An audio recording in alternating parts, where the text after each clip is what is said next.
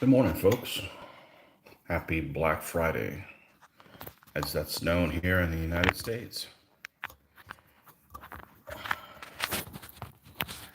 Plug this in. All right, we're powered up. And hopefully, we don't get disconnected in the middle of the feed today, like happened yesterday. And if we did, now we know what we need to do. We'll just go back in, and hopefully, we'll have that option to resume like we did yesterday. So don't lose a valuable 15 minutes there. But anyhow, we're gonna keep working on our Hungarian night project here. We've got 5 of them down and getting ready to start the 6th one. And 15 millimeter scale, of course. These are just temporary stands. We'll be putting them on Litgo stands, 40 by 60s. When we're done, we're going to do 12 of these guys, and then we'll come back and glue them together where they go. So, all right. This is the other file leader of the other nightstand. And let's get everything in position. First couple sips of coffee of the morning. And we're off. This is not where it needs to be.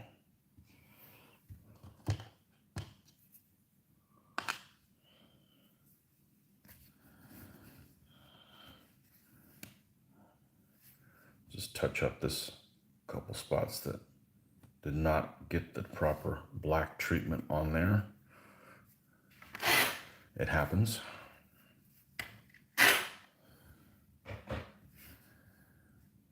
No matter how careful you are, you always seem to miss a spot or two. Fortunately, the spots are almost always somewhere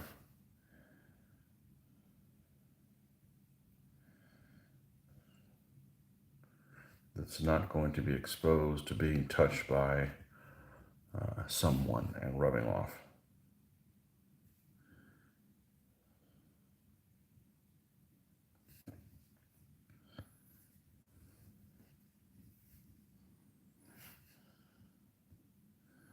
And we said this was going to be the white horse, so that's what we're going to go in with that understanding.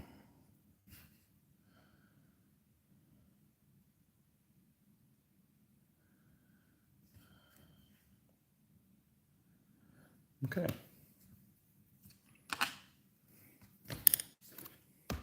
Let's get that in place. Get our airbrush thinner. 1, 2, 3, 4.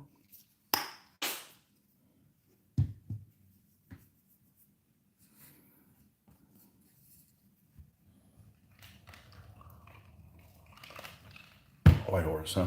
Okay.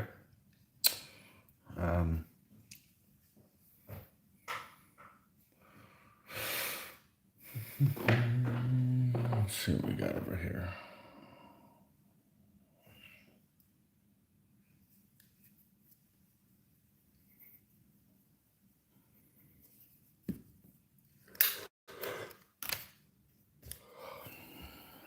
Let's put some of this color down here.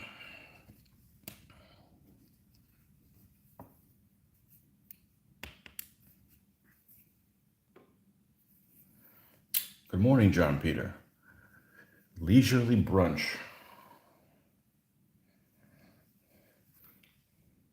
I don't know, it sounds like lunchtime to me. I was over there, I'll be eating lunchtime. Of course, I have breakfast at 5, so it's time for me to eat lunch 6 hours later, or sooner. Let's see what we got here we can work with. This will work.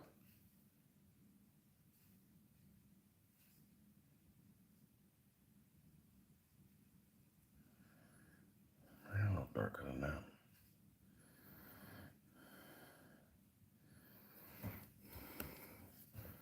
Happy Black Friday. Although I have a feeling today will be very different from other years. I suspect there will not be people rushing to go to the store. I go to stores less and less often, anyways, regardless of what's going on these days. It ends up being a waste of time. It's just easier just to shop online for stuff. But the daughter has already expressed that she wants to go to one store in particular that she knows that I'm the one that she goes with there. And we're going to see if there's some deals on brushes. So, because we're worn out, but it becomes more difficult to find them every day. So, I don't mind getting them for half off. So,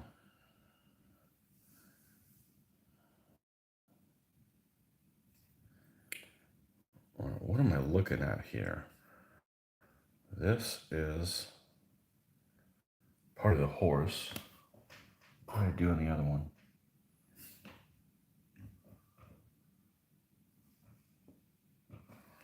Let's just paint both of these here. We'll figure it out later.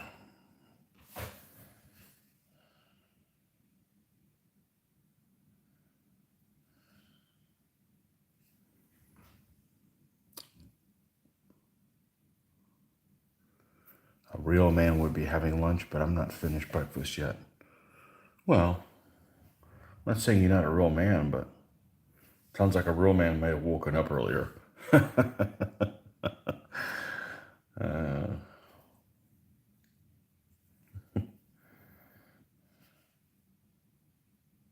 Wish we had a German restaurant in town.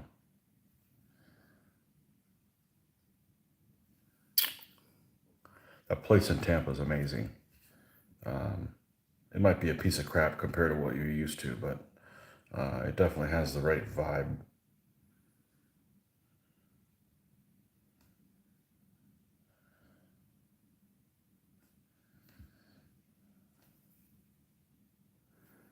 They also have this little town that we stopped in last year in northern Georgia called Helen, and it's supposedly all done in a German style, but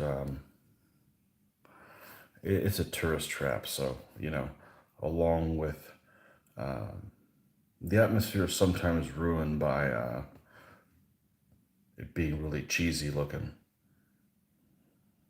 But we stopped there on our way to North Carolina there last year after Christmas, and just to check it out. It was on the way up there, anyways. Helen, Georgia. So I think they got another one in the Smoky Mountains called Switzerland. That's done like Switzerland, in a Switzerland style, Swiss style.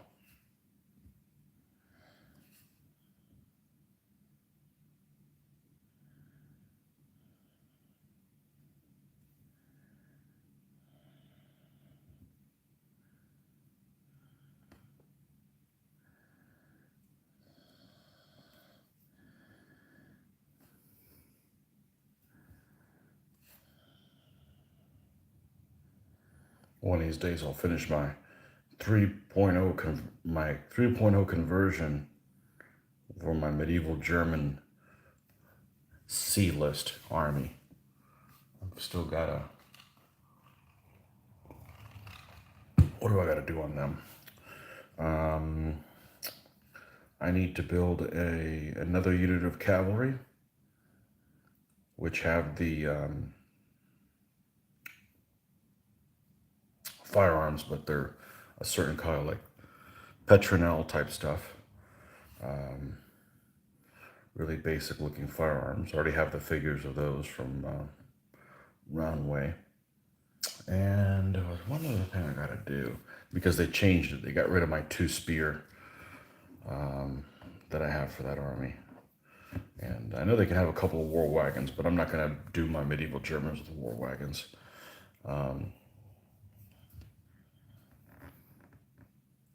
I want to say there's like a crossbow unit I need to paint, and then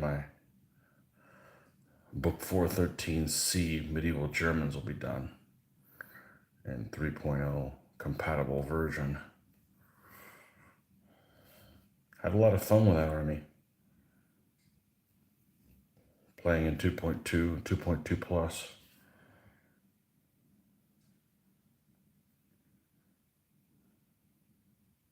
And in 3.0, I've used them a couple times, using the older list.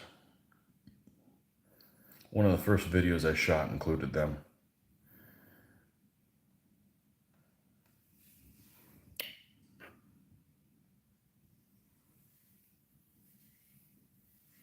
You have no restaurants open in Germany. Wow. A good cheesy restaurant would be like a Hooters with better food. Like a Hooters with those, with the waitresses dressed in the beer maiden style, year round. Yeah, that'd be a hit. I've never done an Oktoberfest thing. It's a shame. I haven't avoided it. It's just, oh well, leave something to do later. You need to work on those drinking holidays. Oktoberfest and St. Patrick's Day. Really haven't done anything for either one of them.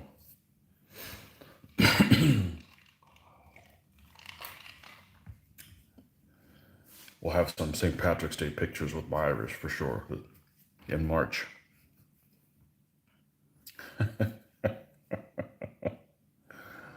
Those wild and crazy guys.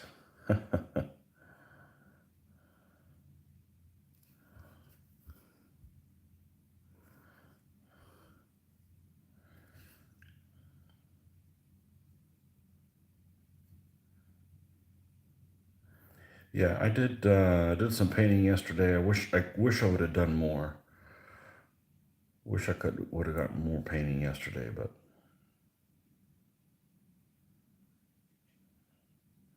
oh well. There's always today. There's always tomorrow and Sunday. I have to do a short painting day on Sunday. Got to go into the office for, I don't know. I'm gonna guess 6 to 8 hours probably to straighten all that stuff up. And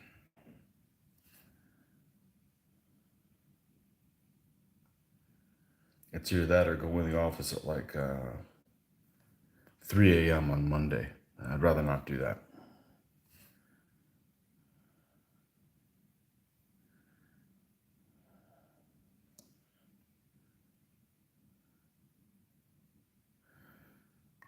I don't like driving around in hours that I'm like the only sober person around at that time.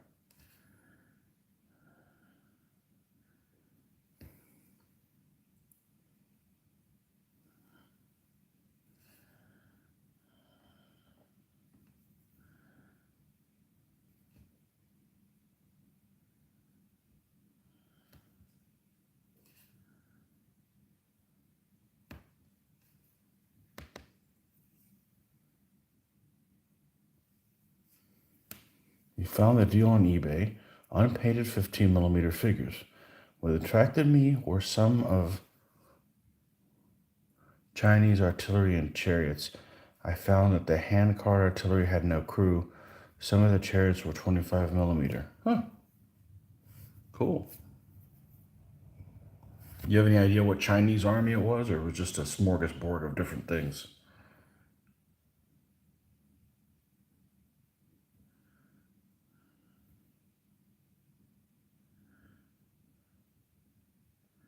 There's lots of 15mm stuff on eBay unpainted. Most of them from this one seller who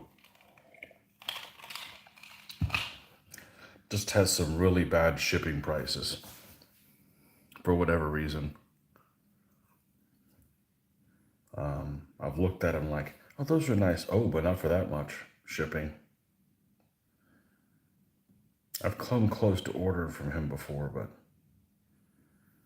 I don't really need anything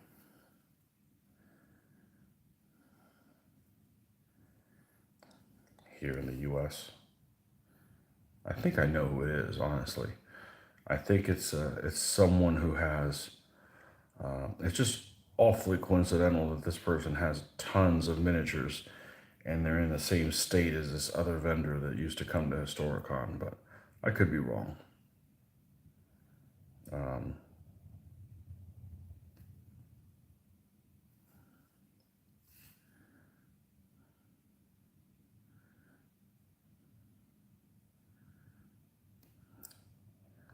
I could be wrong.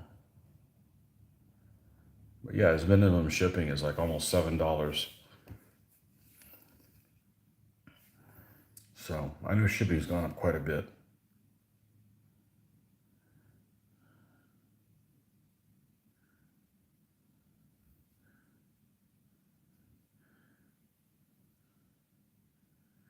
I remember when US priority mail was like $5.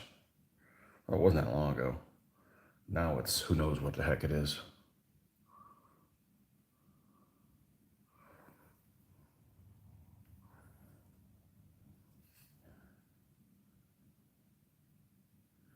Shipping. Nobody wants to pay for shipping.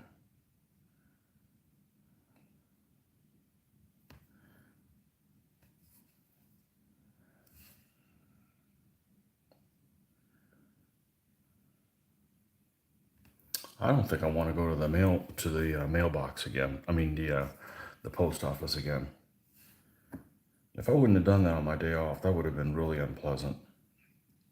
You just don't know how long it's going to take you to be in there. And they're open shorter hours than I'm at work, so I can't go on a Monday through Friday. And while you're there, it's just unpleasant.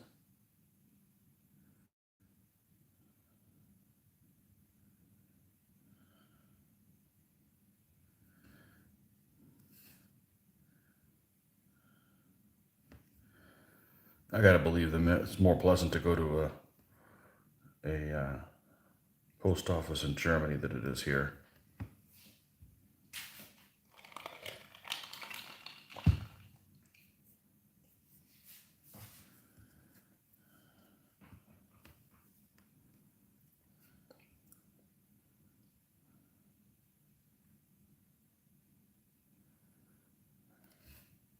Germany, Deutschland. Really should call it Germania. I like Germania's got a nice ring to it.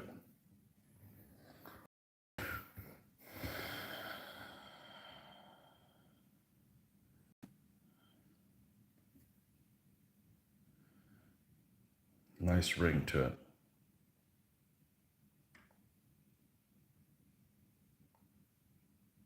So I wasn't able to paint more yesterday because with a lot of background noise,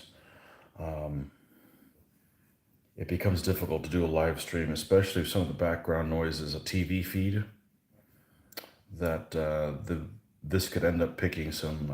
I mentioned this in the live stream yesterday that I needed to cut out.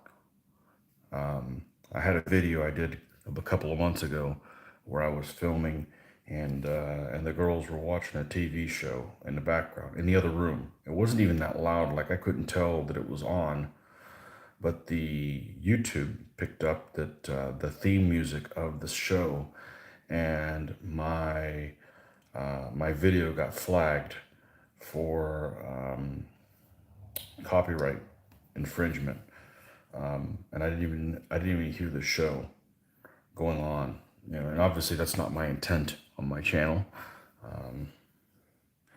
If I wanted to do copyright infringements, I wouldn't have done it with a show that I couldn't even hear, and certainly that show in particular. But so I'm really careful about other noises that the feeds could get in the background because then it creates. It took a couple of months to straighten that out. It was honestly pretty ridiculous, but they have some pretty advanced software that listen in on stuff for that. But anyhow, I needed to cut that for that purpose. But so I did have quite a bit of time off yesterday, doing pretty much whatever I wanted to. So I played a fair amount of the new, well, new to me, Rome Total War 2. So, been playing that. So, playing through the original the first campaign game, or the prologue as they like to call it, Romans and Samnites. So, of course, I started looking in what the army list for the Samnites are, which is pretty unimaginative. It's almost all solid auxilia. And that's what I was supposed to do before I went online, see who made figures for them. Not that I was going to buy them, just to, just to get familiarized with them. And I think Forged in Battle makes Samnites, don't they? Those would be the one to get, but an army that's almost all solid auxilia is not going to stand a chance against an army that has blade and spear.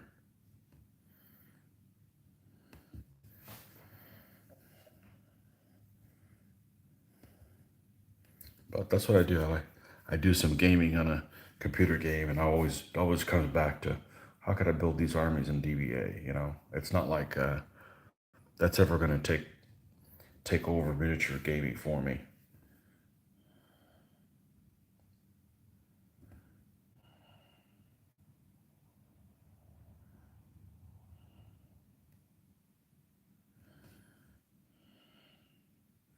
Not like it's ever going to replace that.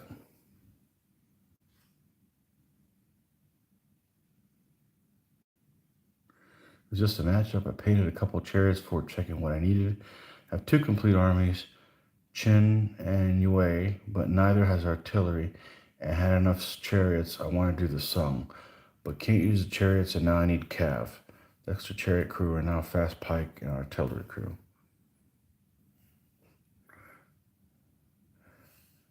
My Sung, I like my northern Sung a lot more with those allies I used the other day.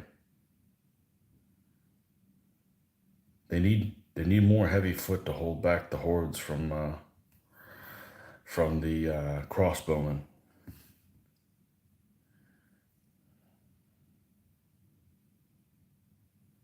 I gotta I gotta enter my stats of my games. I think I went 1-1 both days. I think that's what it was.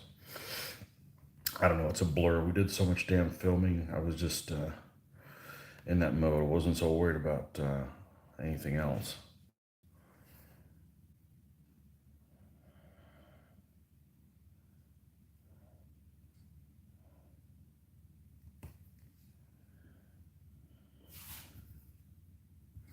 Let's add a little bit of. I think we can do this right here. There we go. Some Chinese, yeah.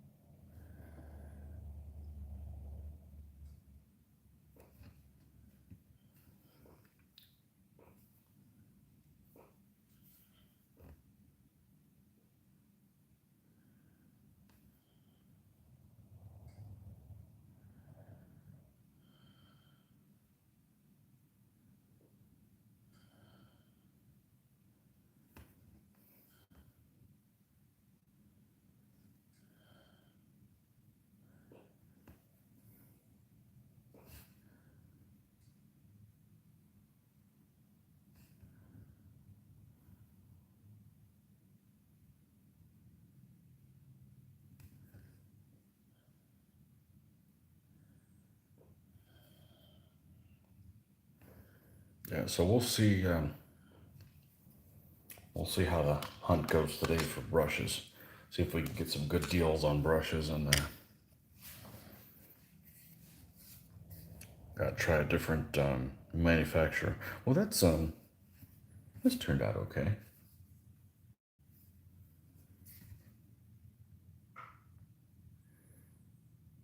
Yeah, let's go ahead and do the metal parts on them. Let's, where is my, I put, of course, everything away at the end of my session yesterday. I had to look up what that game I mentioned yesterday that we used to play in the 90s that was set in Germany in the 15th century. It's called, I thought it was called Shadowlands. It's called Darklands. I played that quite a bit. I wouldn't give that the time of day now, but back then I looked up the graphics and I'm like, it's amazing those old games how we were able to put up with the graphics. And it's not so much that the graphics are bad; it's just that everything looks extremely blurry by today's standards.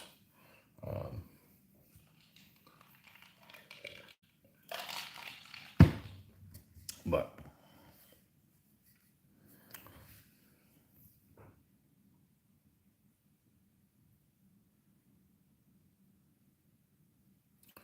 have this urge to do a honey cord to fight the Chinese and Europeans, and I'm afraid that all light horse army will not do itself justice on the table in DBA 3. It won't play right. It'll do fine against cavalry, but there's just light horse just don't it don't feel like light horse when you're fighting any kind of foot at all.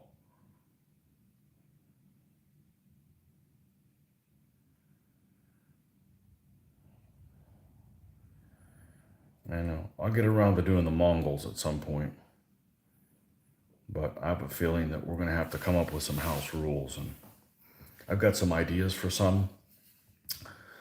I just don't want to do any of it because it's just going to confuse us all, and we'll go back to doing a video and play it wrong. And to be honest with you, we might enjoy it so much we may not want to play the standard 3.0 vanilla again. So it's a slippery slope.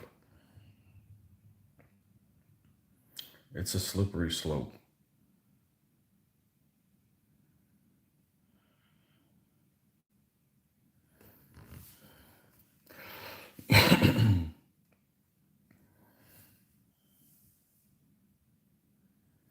There's other games I wouldn't mind trying. There's two of them in particular I wouldn't mind trying. I can't order the rules and figure it out by myself. I just don't have it in me anymore. I would have to go. Oh, that's what that is. Thought it was a pair of shoes underneath here, which was really strange. I just pushed the base of the light out. But there's a couple of rule sets I wouldn't mind playing, and they're to the strongest, and the other one is Mortem et Gloriam Pacto. I've looked at other ones. I've played Triumph, and don't prefer it to DBA. Some things are better than DBA. Many things are worse than DBA, in my opinion. And it doesn't fix the issues that I have with DBA. So there's no point in switching to that.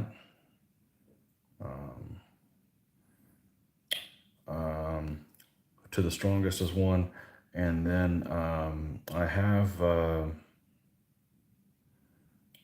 Italian rules. What are they? The Italian rules are basic impetus. I have them. I bought them, printed them out, and haven't messed with them at all. I like the fact that not every army is the same amount of elements, but I'm skeptical of the whole thing that where they don't have pips. They could move anybody you damn well please. So I'm not sure I like that, but I'd give it a shot. Mortem et Gloriam Pacto looks like it might have some interesting things, but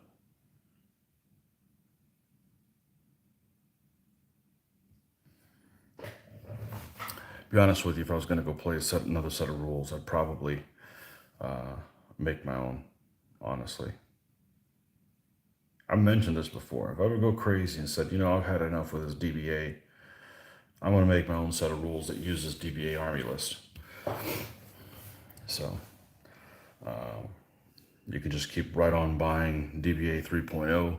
use their army list. Just the units may behave a little differently. Because it'd be a shame to not use that. But anyhow, that ain't happening until I get upset with a set of rules and have more free time. Because right now, that's not happening. But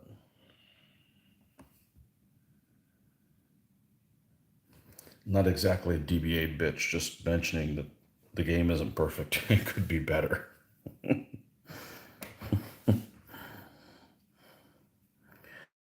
The game could be better. And one of the things that could be better in is that situation you just mentioned about the Huns. A light horse could be a lot better. And I don't mean a lot better in they fight a lot better. They just need to fight more representative of what the unit is. So they should be able to shoot at a distance, that kind of stuff. So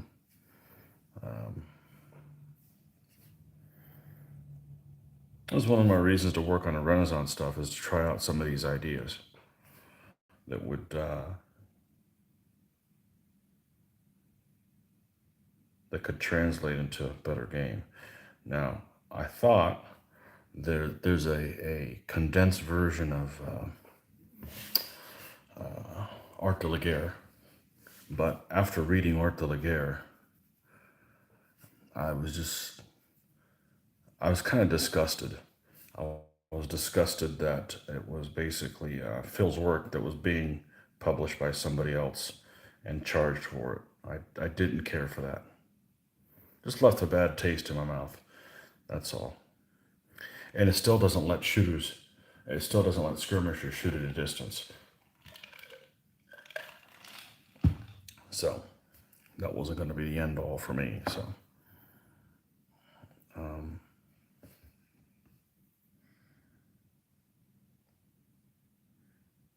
I looked at it and I noticed that there's a thing for you can buy your commanders, and different commanders in each army. It'll say, you can buy these, kind of like that thing that we did in for the greatest general, right? That was the list that we took from DBMM. Yeah, DBMM. And the same, and then Art de la Guerre had the same thing, and had the same commanders in the same armies. It was like, what do you do? Just take Phil's work? It's like,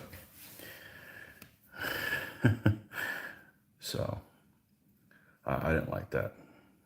Didn't feel right.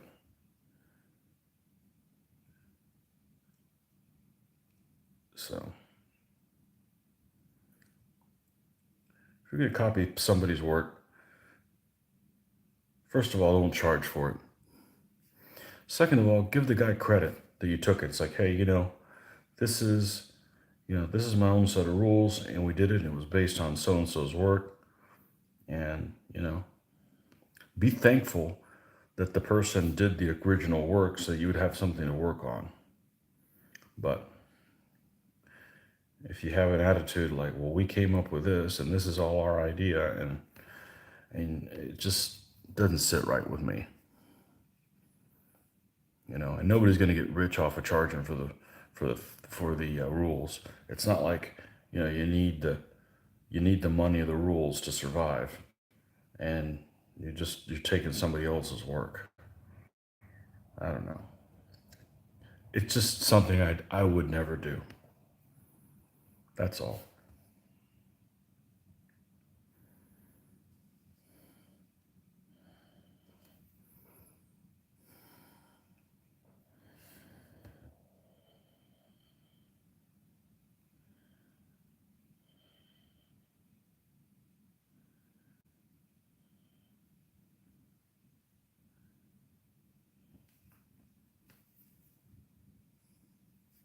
Sends the wrong message.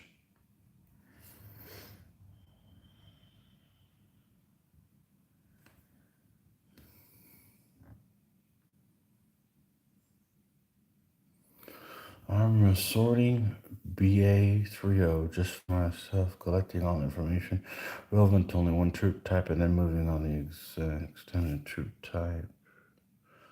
So fast forward, I can check this sheet. Okay. Yeah. I think DBA could stand to be more complicated in the combat resolution stuff, but less complicated in the conforming things. I think that too much of the head scratching is resolved into the symmetrical calisthenics that you have to do in conforming to another unit and all that nonsense. Whereas it could handle the difficult, it could handle, say, having different types of knights and stuff like that.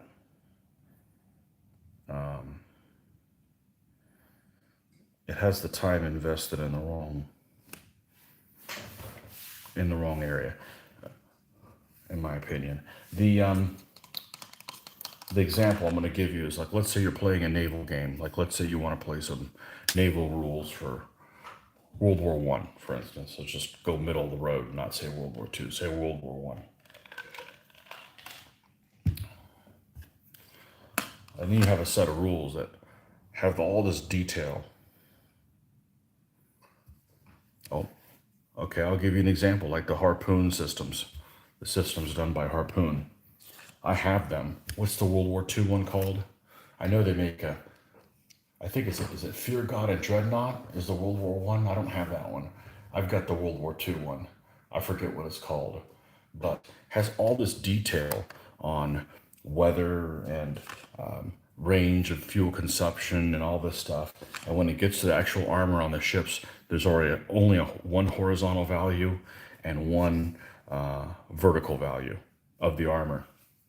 That's it. But there's all these other details about all this other stuff that I'm not particularly interested in. I mean, it might be fine in the campaign, but I'm not really interested in that. So if you play a game, a lot of your effort is focused on stuff that I'm not particularly interested in the game and not enough on what I am. So DBA is a little of the same way. You know, too much effort is focused on how to line up, and did you line up, and did you do the overlap right, and the what did I call it? I call it the symmetrical calisthenics, not symmetrical, but geometric calisthenics. Whereas the combat is what could use a little bit more oomph. You know, you could have different kinds of knights, for instance. Let's just throw that one out there. Different kind of light horse. Some that could shoot at a distance, and some that couldn't. Now, the distance they shoot at might be, you know, under a base width. Like they still may have to be in the threat zone of someone. But there's little things like that you can add in there because people understand that. Gamers understand that there's different kind of light horse. That things aren't lumped in together. They understand that, you know, skirmishers may be able to inflict their damage at a distance, even if the distance is, say, half a base width. It doesn't have to be the same as bow, you know, but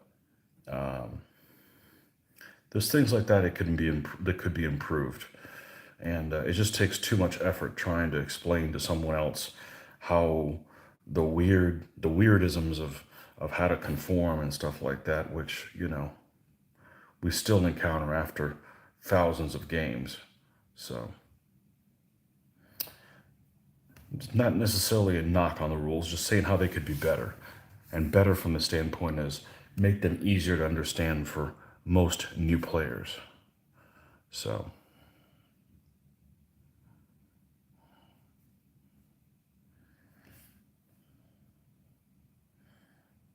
the abstractness is hard to understand. So there's some things that they hit right on the nail, that right on the head of the nail. Pips, for instance, the fact that you can't do everything at once that you want to, that's awesome. That's a great mechanism.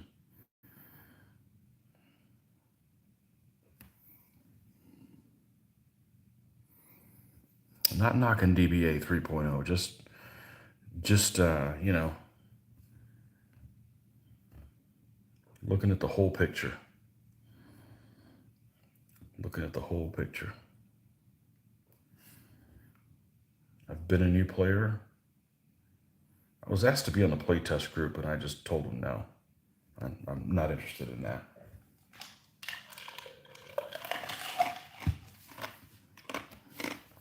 I don't want to find out that some rule was a really good idea and then they didn't include it. I'd rather not know about it. And I don't want to have a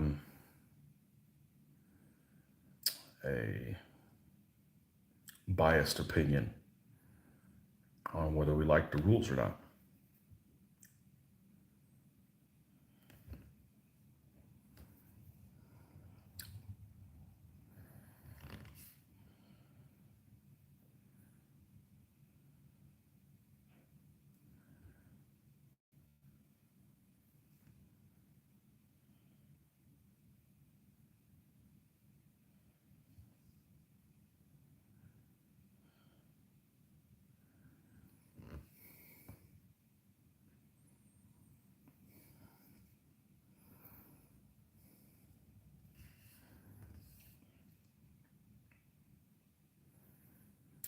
Mortem at Glorium has a different, I've seen several videos on gameplay, has a different way to handle what you can and can't do each turn.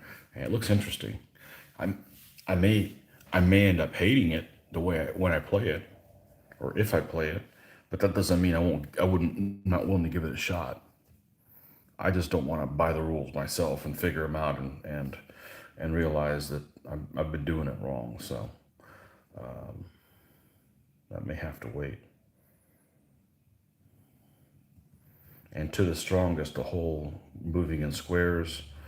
I'm not so worried about the army list. We could just use DBA army list. Scott of our group has mentioned that he wouldn't mind giving that a shot.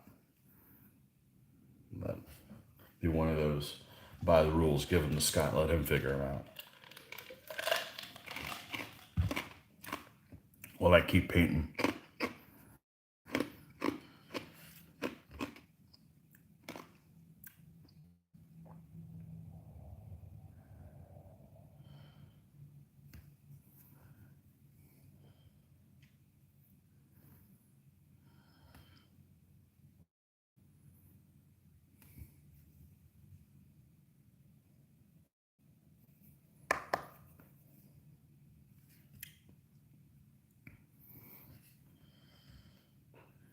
That was my I may try other rule sets if I damn well please monologue.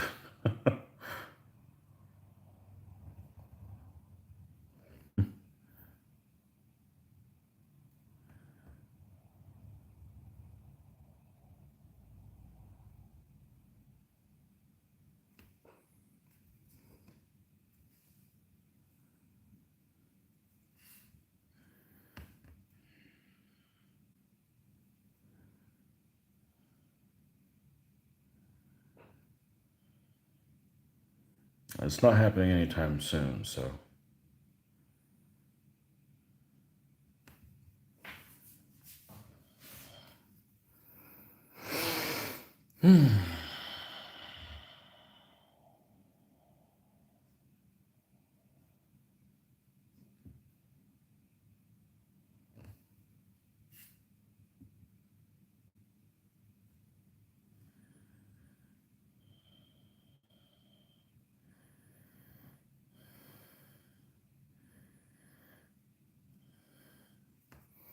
So I think this Black Friday is just not going to be the same as other years. I was already going less and less to the stores as it was, and now this whole pandemic thing. I don't. I don't want to wear a mask and have to be a certain distance from somebody. It's just too restrictive, and it's not necessarily that, but all the customers get into a little mode where they like to tell people what to do and concern, and I don't know, going on a crowded day and then having to deal with those issues doesn't sound like a fun idea. So I think if there's too many people there, we'll just go online. My daughter wanted to get some stuff for her room there at a certain store that has a lot of stuff that she likes. So They're gonna probably run some half off sales there, so we'll see how it plays out. You know, the- last year we did hardly anything on Black Friday, anyways, in the store. It was just there's nothing we need, fortunately. So we will see.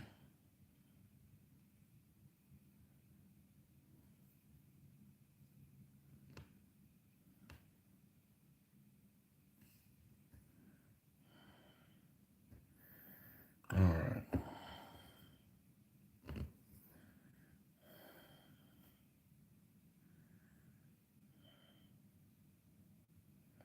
So no restaurants open in Germany. So what do people that have restaurants do? They don't even do takeout or anything, or they just shut down, go out of business, and hopefully the government takes care of them.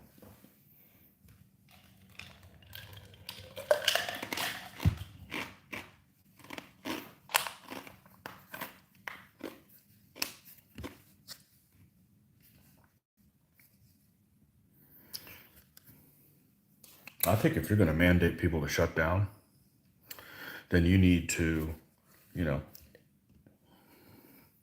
if you're going to tell people you have to shut down, you can't open your business because of whatever reason, then you don't have to pay taxes that year.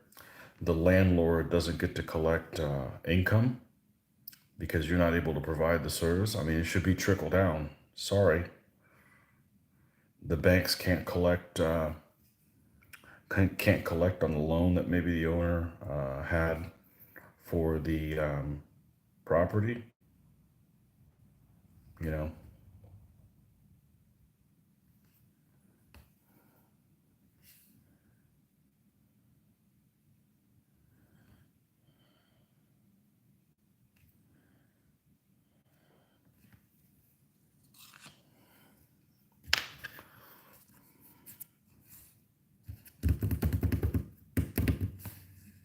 okay. I think that's all the metal parts on this guy. I don't know what I'm gonna do with this helmet.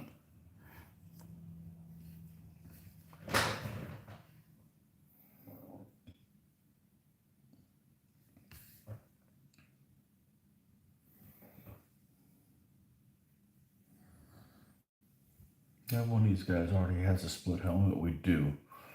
All right. And maybe just do the visor of this guy in red, or maybe only the helmet of this guy in red. Let's take a look. Let's just do the visor on this guy. Let's just do the visor.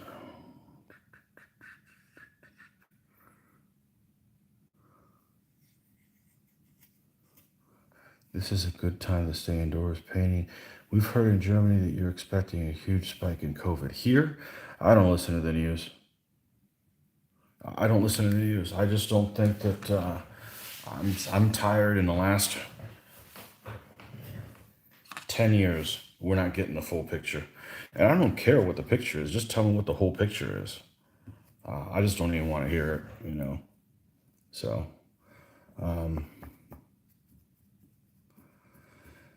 most people got used to masks. This is the restaurant. Due to takeout, okay. They also get compensation. Okay, well, that's good. Some of our restaurants have added pass-through windows so that people do not congregate inside the restaurant. Okay, most stores are still open. You must push a cart to maintain distance. Okay, well, that's reasonable.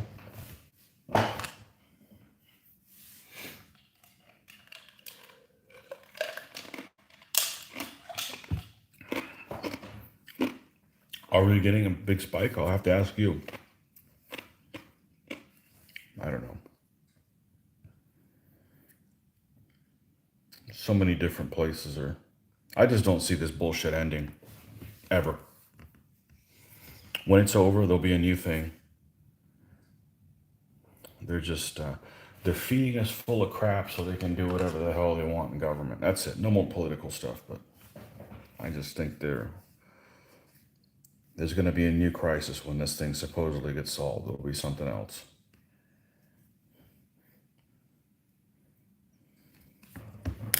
I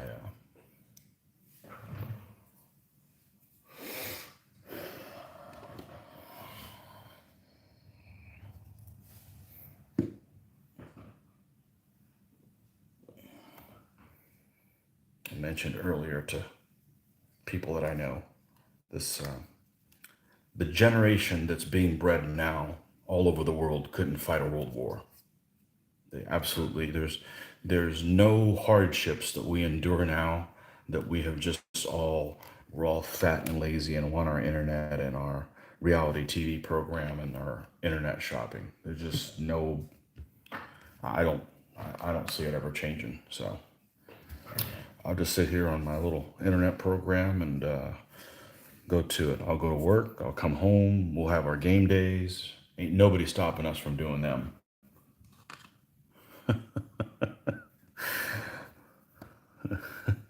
You can't get together with one other person. Well, screw you. Then I'm not going to work then.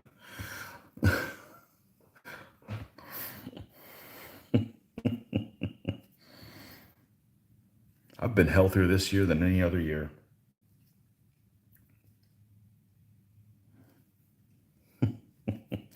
I think a lot of it has to do with people not washing their damn hands.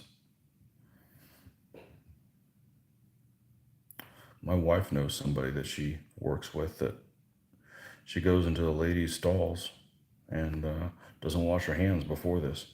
Like, well, no wonder people are getting sick. That's mental trauma as it is.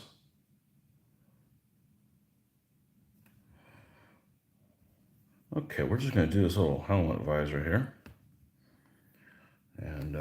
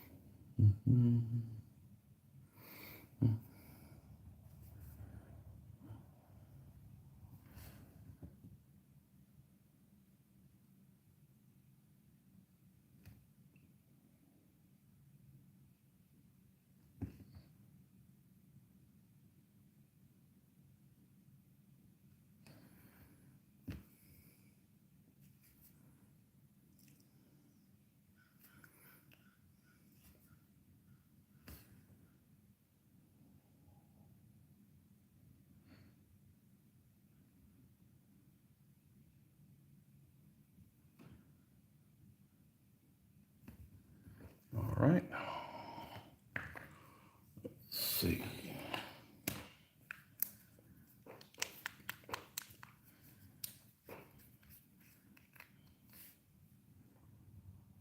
I know one thing. I'm not going to announce in March what shows we're planning to do conventions like I did last year. Nope. You guys will figure them out when we do them. When we do the shows, when they have the convention. If I don't think there's going to be any conventions next year. That's me. I've got no big plans on what we're going to run when. Show me that it's going to go off before that's an issue. So.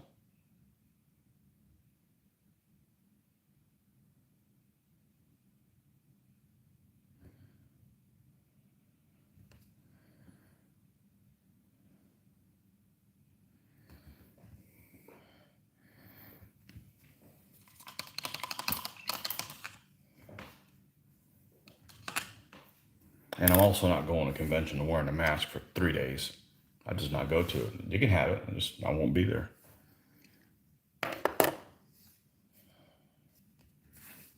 So maybe 5 years, 10 years, maybe never go to another one. It's okay. I went to plenty of them. We'll still film videos. I'm better off not going to shows anyways and doing videos. It's I think more useful, more entertaining. We'll announce these shows at conventions. a year in advance and still only get a handful of people that show up. So I'd rather thousands of people see our games and none in person than the other way around. So it's not that big a deal.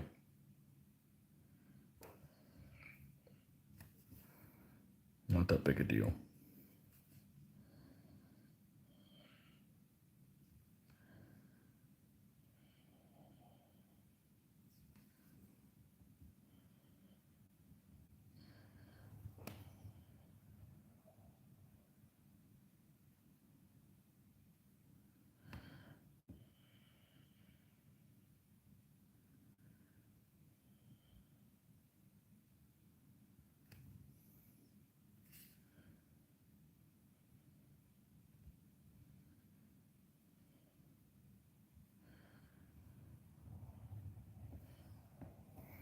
Okay. I think we're pretty happy with that. Just a little bit of red there on his visor.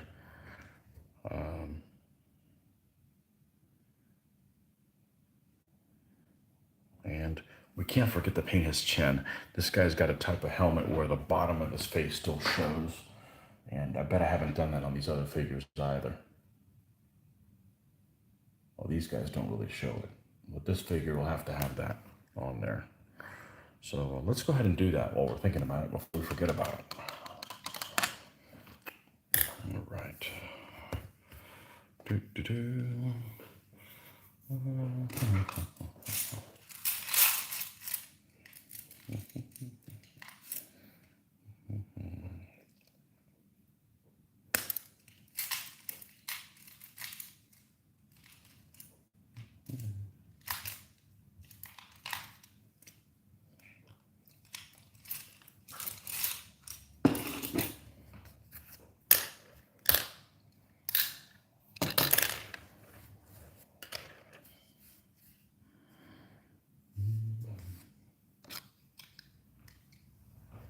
Where's our mix?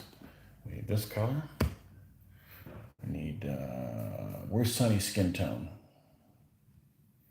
Where'd she go?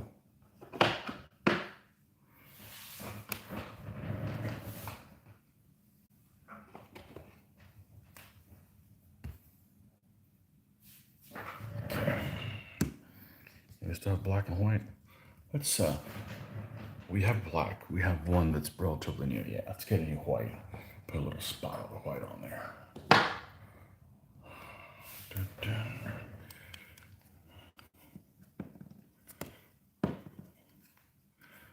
Let's see. Oh, there's a new one there. Okay.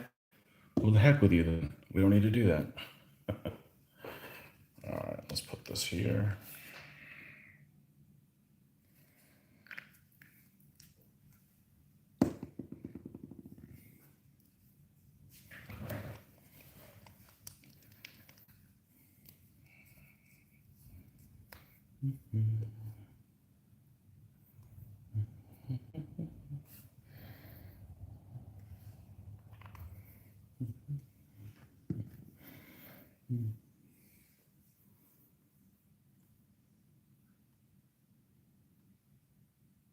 Oh, geez, what did I miss? Holy cow.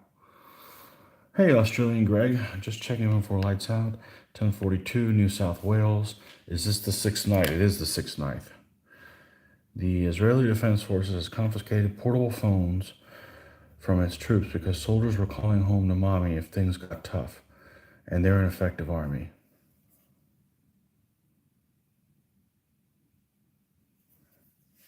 John Peter, oh Greg, Friday night here. We're in the middle of a heat wave and bushfires are rearing their ugly heads again.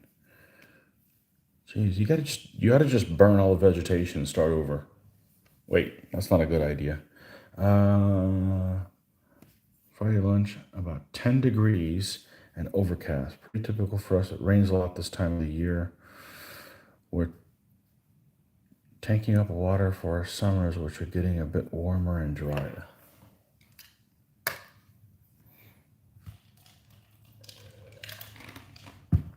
I'm still waiting for the cold weather to get here. Any day now.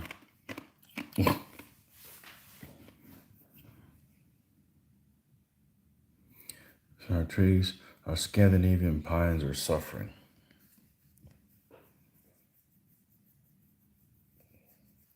Germany's cold and wet, right? That's what I like. I like cold, but I don't like dryness. It kills my skin. It absolutely kills my skin. We have hot and wet here, so only half the food groups.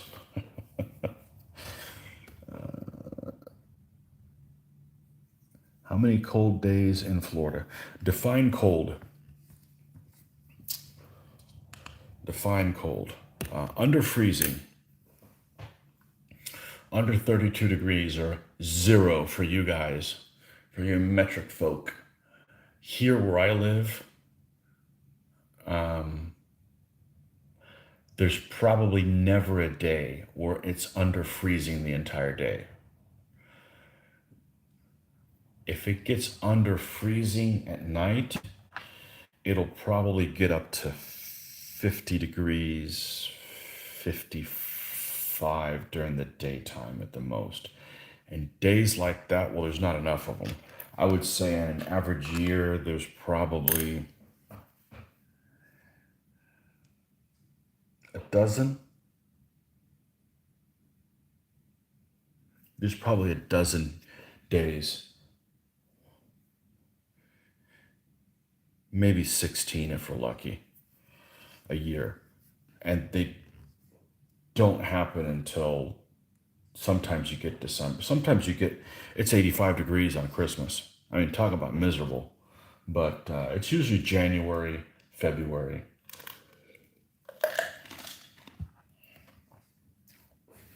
Yeah, we're landlocked, so we rarely get a breeze. So I'll take all the cold weather I can get, but with zero chance of shoveling anything. I don't think it's ever. I don't.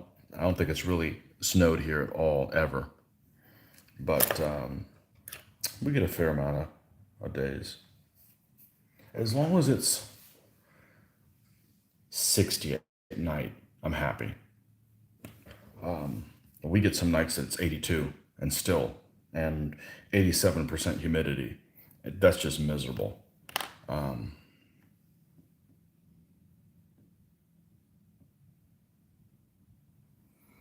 Cool and wet by us. Oh, I like that.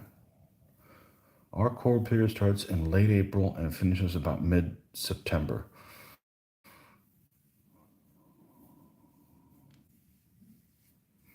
Yeah, I'm surprised you had snow where you're at, but my perception of Australia is certainly not what it really is. It's totally different.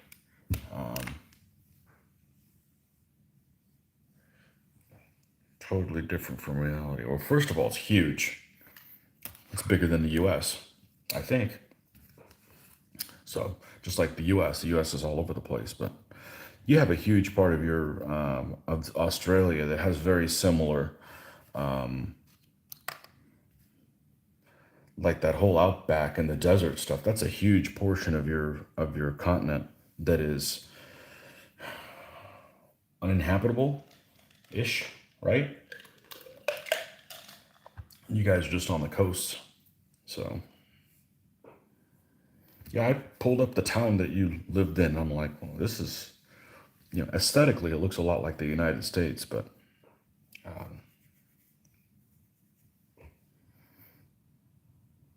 yeah, I don't know if we're ever going to get a chance to go out there, but I'd like to,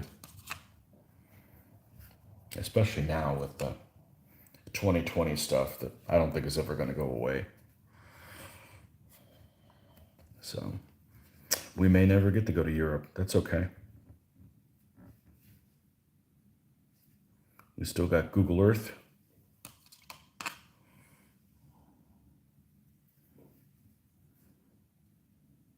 It'll be all right. I'd rather have the internet and communicate with people from Europe and never go in there. They go in there and never communicating with people from Europe. Say that 5 times fast.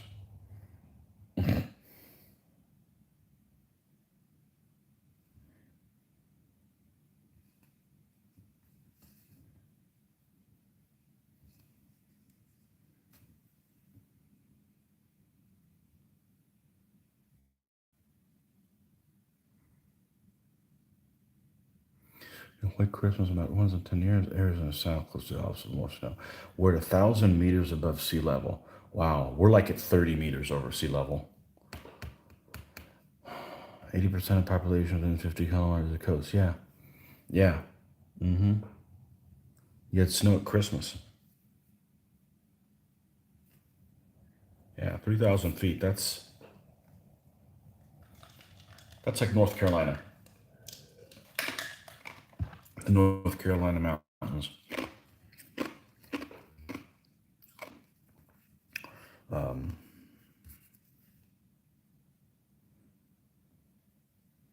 Yeah, not 3,000 feet. It's 3,330, 328 feet. Yeah, yeah, yeah, yeah.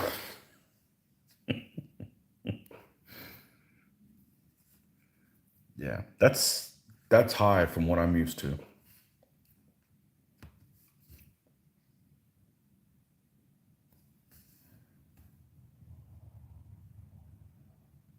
Yeah, I'm 30 meters up. So,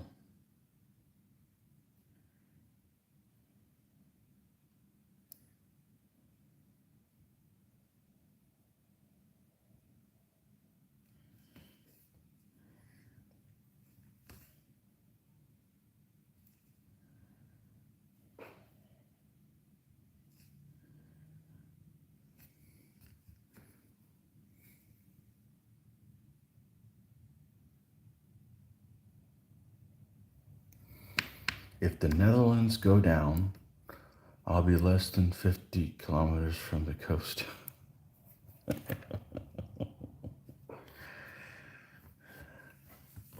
Am I 50 kilometers from the coast? I'm farther than 50 kilometers from the coast. I'm probably 70 miles from the coast. So what's that? About 100 kilometers from both coasts.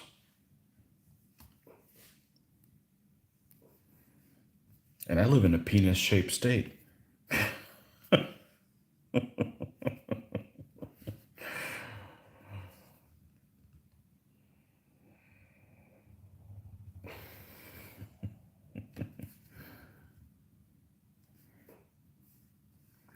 Yeah, I wish I was closer to the coast, but then, we don't have to worry about hurricanes here.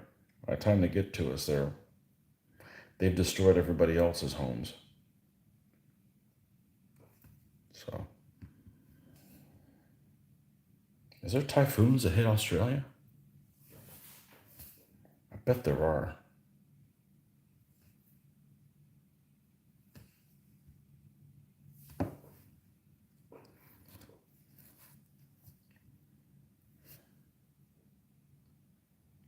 Typhoon, the Pacific hurricane.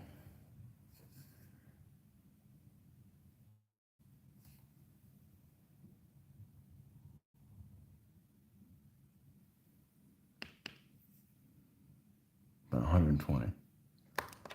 Cyclones and, okay, Northern Territory, QLD. I don't know what that is. Queens, got to be Queens, LT. Something territory. What could L be? I don't know.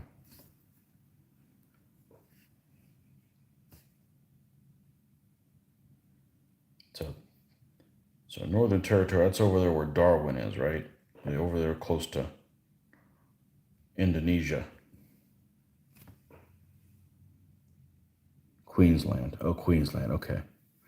I have confidence in the Dutch. They'll be around for a long time. They're already prepared for a 1 meter rise in sea level.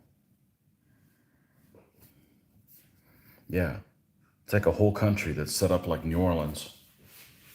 Oops.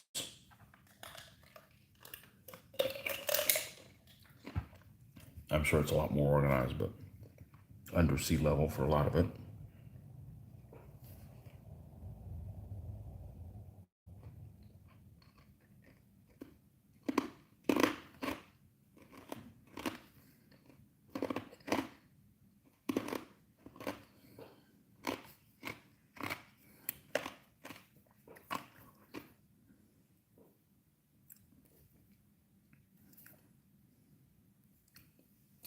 Well, you won't have to worry about it after 2068 when that meteor hits us. Every time we turn on the news, I don't listen to the news at all, but every time I open up Google in the morning, there's some new thing they've created that they feel that I need to be scared about. I'm like, just leave me alone. I'm not going to be alive in 2038, 2068, right? 2068, 30 years. I guess I could be, but I'm not going far. If I am.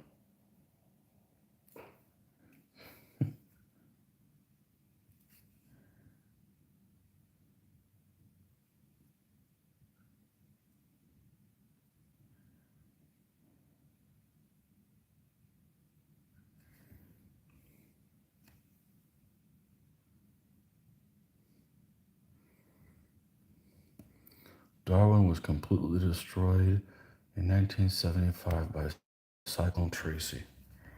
Wow. That place is in the middle of nowhere, too. I mean, there's not a whole lot around it, is there?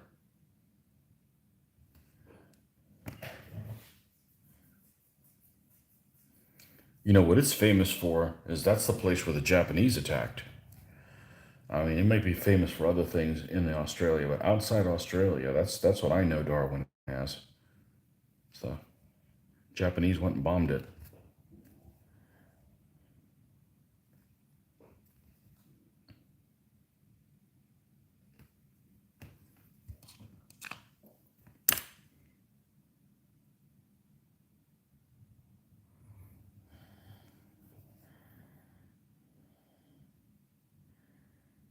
Okay, let's lighten this up a little bit.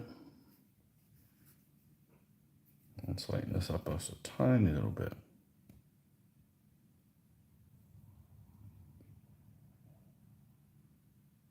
More bombs dropped at Darwin than Pearl Harbor.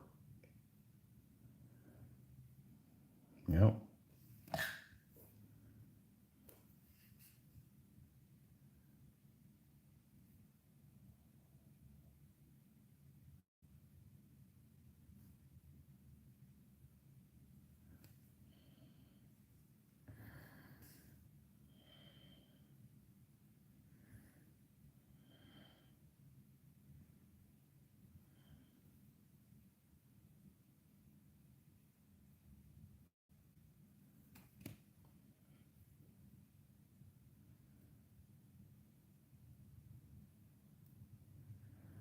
Okay.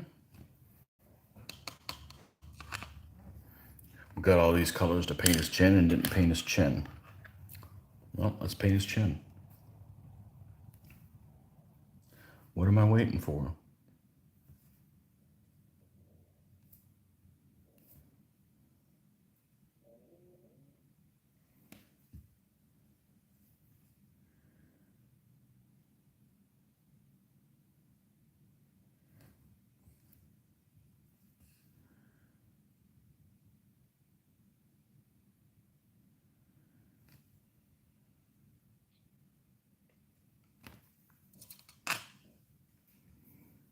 What are we waiting for? More bombs dropped in Hamburg than Darwin, but this is not a contest. It's not a contest you want to win, let's put it that way.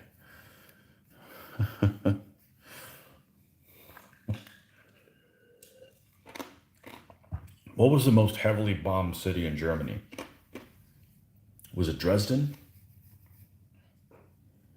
To look that up.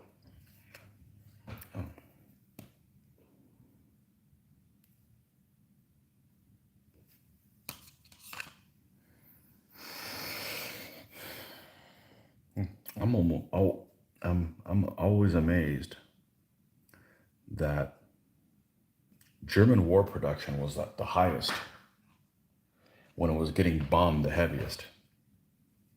Maybe not on everything, but like on tanks it was.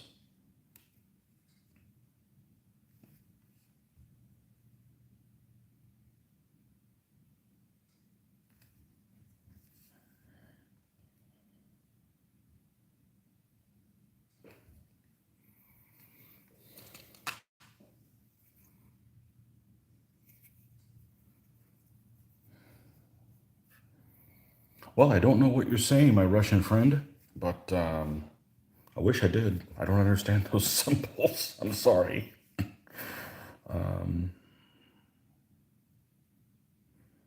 A shame we can't all agree to use the same alphabet. That way, at least I could recognize some of the name number of of the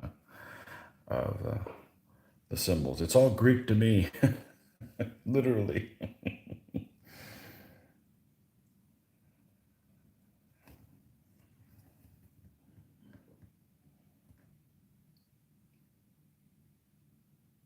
Speaking of Russians, I should finish my Russians next, but we'll have this conversation.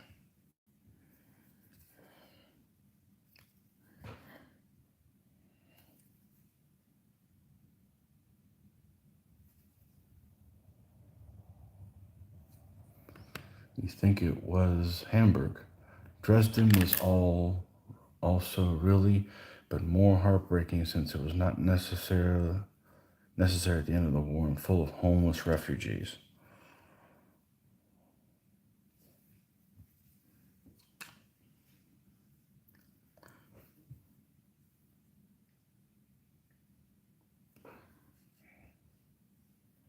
Yep.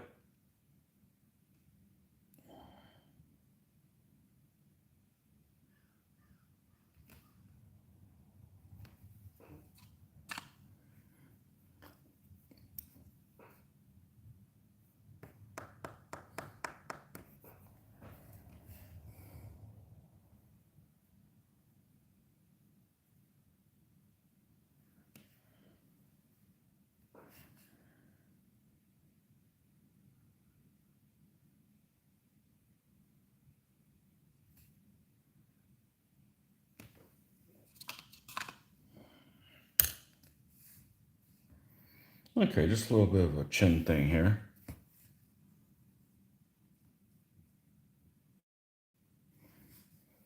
Looks kind of odd, but then you realize what it is, and you're like, yeah, I guess you kind of have to see that, because it's showing, So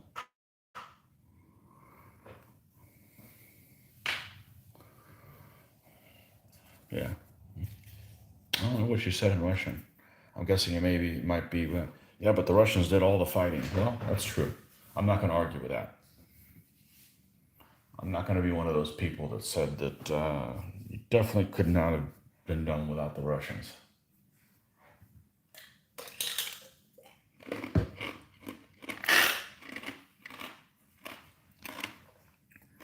Especially since I'm big on the Eastern Front as a war gamer. That's where I like to go. Where all the really bad stuff happened. Really bad fighting happened.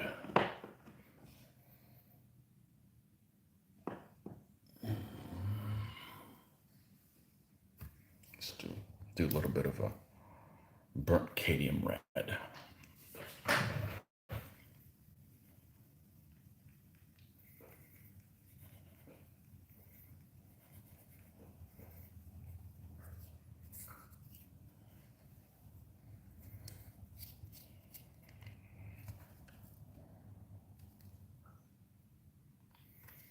Your mother lived in Brandenburg, and it was an everyday occurrence that bombers would fly over on the way to Berlin. People got used to it and went about their daily lives.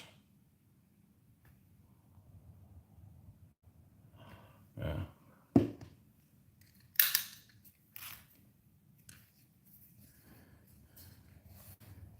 If you guys would have just won the first one, it would have not none of this would have been a problem.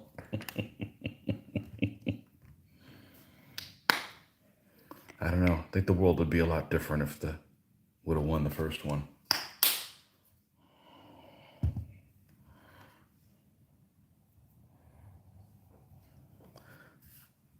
They wouldn't have taken the code books off the Magdeburg. Yeah, it's amazing how one couple little things like that could have a butterfly effect of unusual size.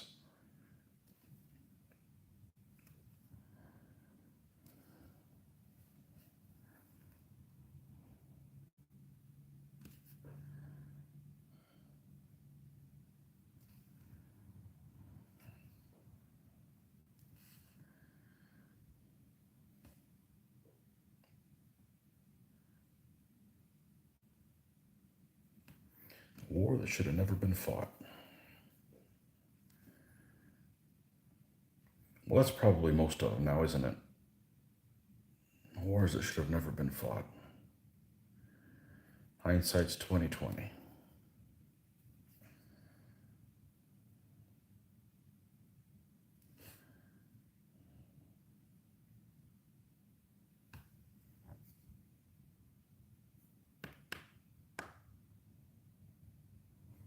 One day turned around in Brandenburg. People were not prepared. Yeah, I've seen some of those pictures of bombed out cities. Like, where do you start? Where do you start rebuilding that?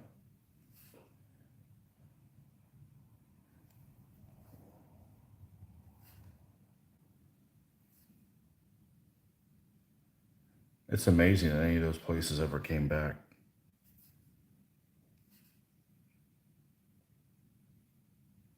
I wouldn't know where to begin.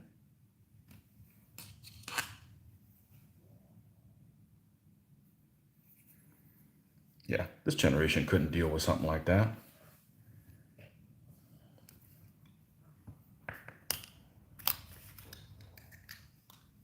No way they could deal with something like that.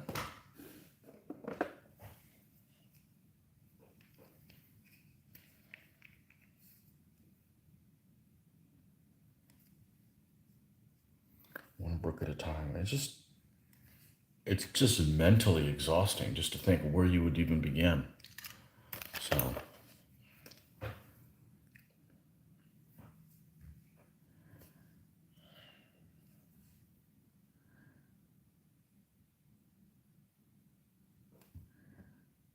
okay.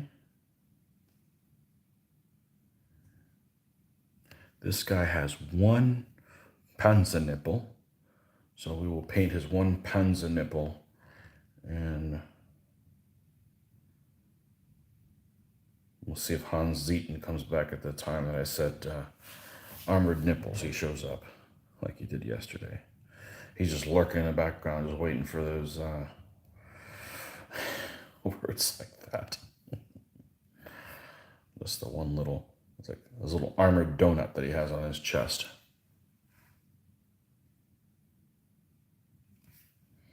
I can't really tell. Video really doesn't do it justice.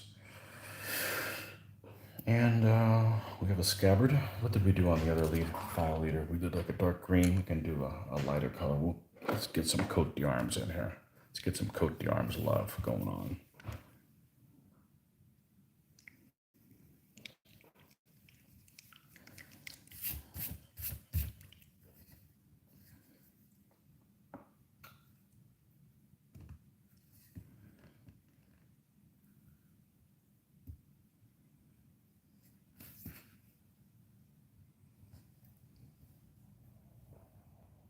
It never ends. We have full-time bomb disposal crews, and I hear of major evacuations every year from unexploded bombs.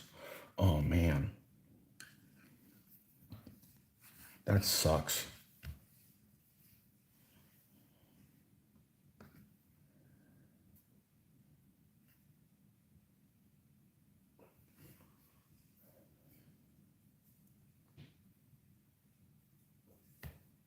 Time to go back to Canada.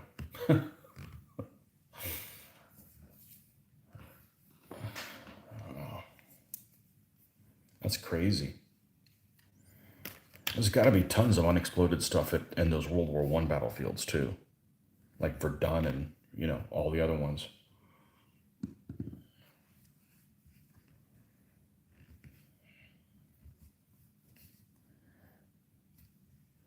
That's why I like this wargaming. It's like a horror movie you're playing in. You know, you're basically playing a horror movie. I mean, we're all fascinated by it, but it's some messed up stuff. Messed up stuff.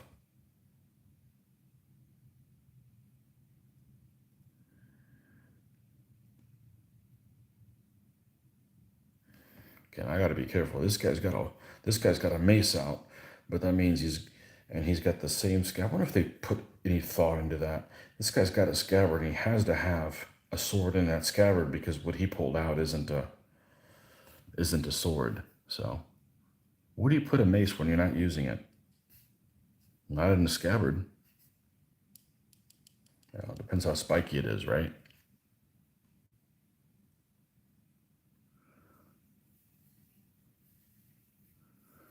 You want to build? Check first before you dig, or you may not have to.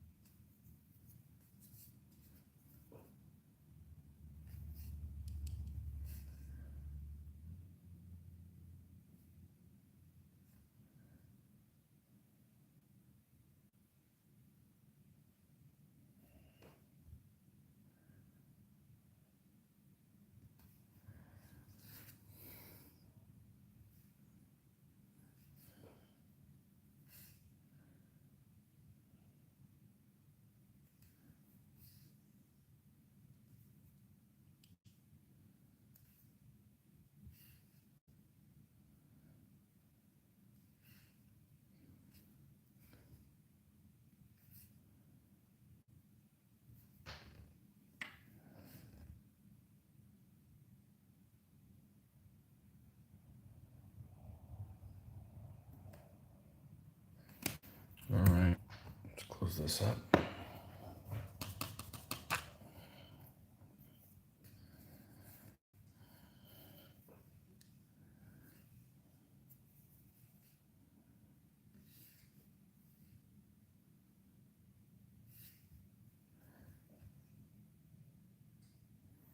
That reminds me, are there any statues in Germany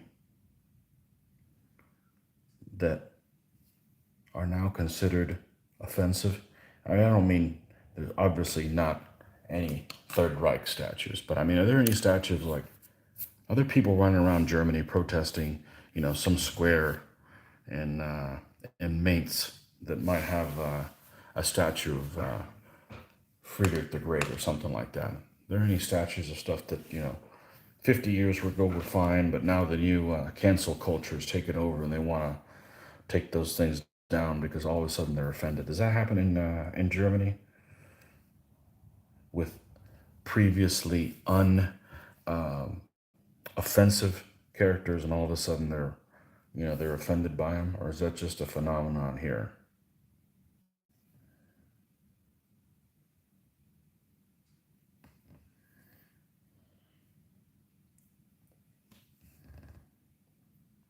Previously unoffensive characters.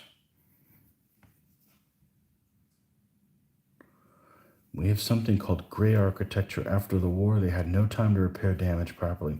Many buildings were just repaired simply with no character. Yeah, I can see that. Better get everything up and running.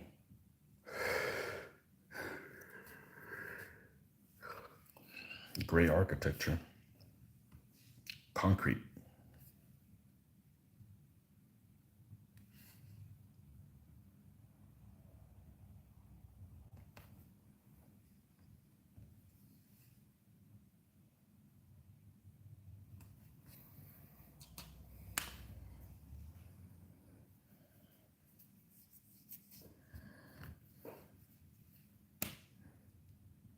People throwing rotten tomatoes, a statue of Wallenstein or somebody. What the happens out there? It's probably everywhere nowadays.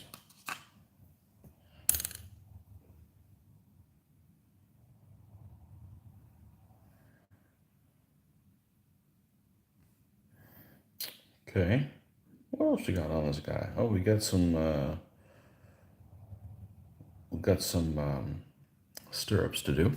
Let's do those stirrups. This color should work fine. I'm not too picky on being a particular color for the stirrups.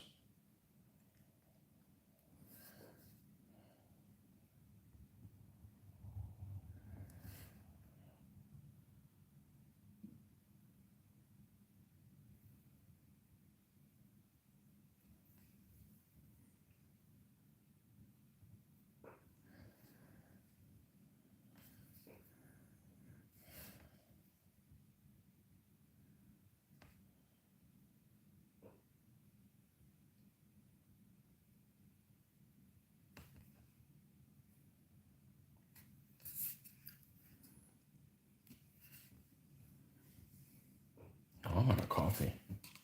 That's a no-no. I'll be right back.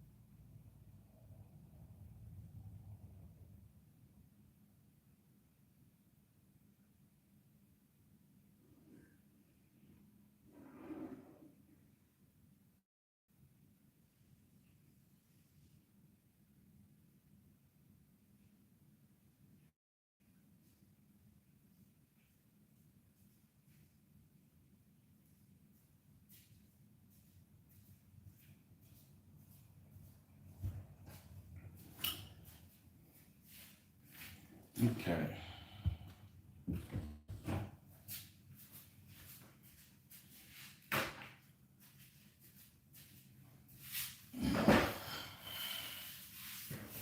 Let's see what we got here.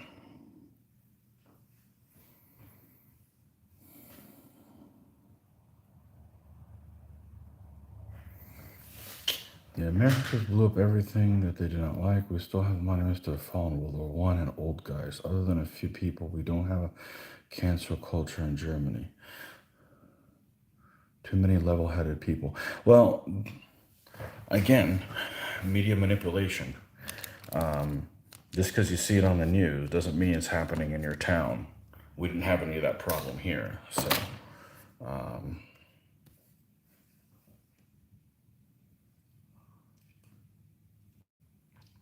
these people need to get jobs, man. When you get tired working at a job, you don't cause any trouble when you get home. You know what I'm saying? So,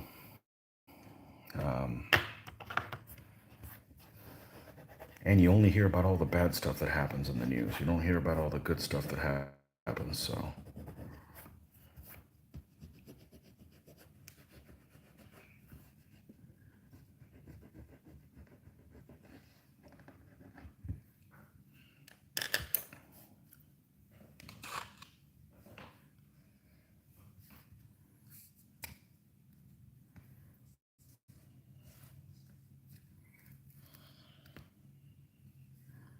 yeah, this generation now is terrible.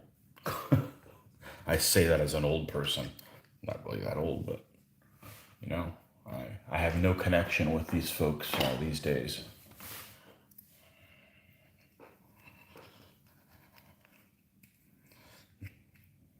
This anything goes generation, except what used to be normal. So,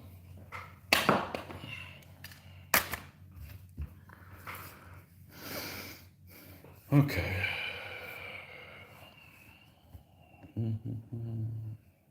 And I don't live in a big city, and I'll never live in a big city after what I've seen in the last year. Nope. You guys can keep all that stuff over there.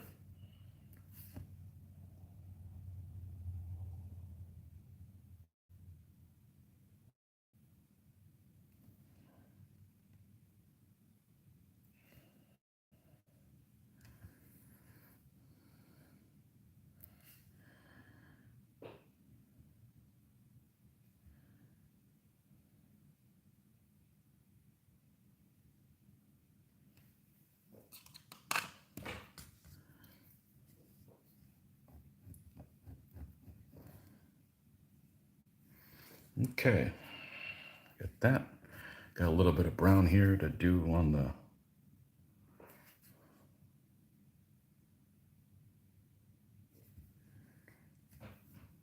handle of the mace here. We won't get any darker than this color. We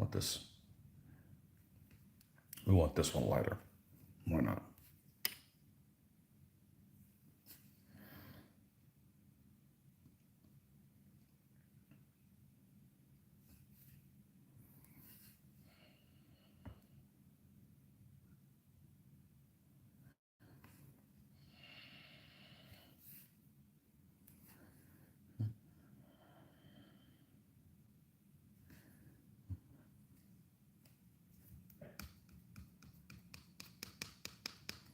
Don't erase history by removing any reference to the person or his evil deeds. Yep. You don't get to destroy a nation's fabric. So that's pretty important in my book. So,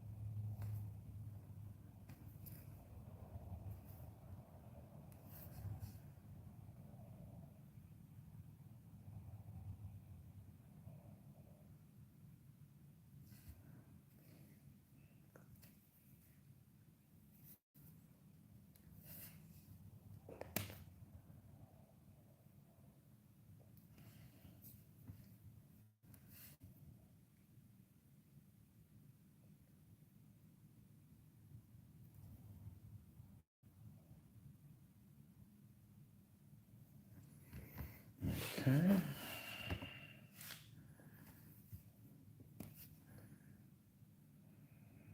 Let's see if we can add a little bit of this. I'm letting that out some.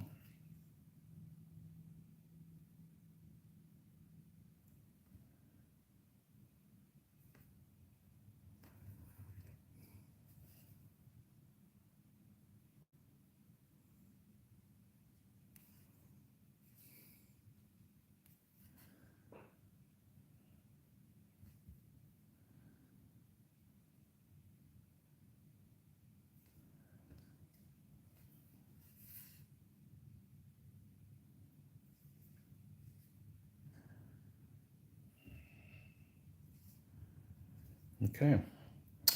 We've got some socks to do on here. Oh, we never did null oil. Let's go ahead and do that now. Oh, we didn't null oil the other guy. Do we even need to? It doesn't even make that much of a difference.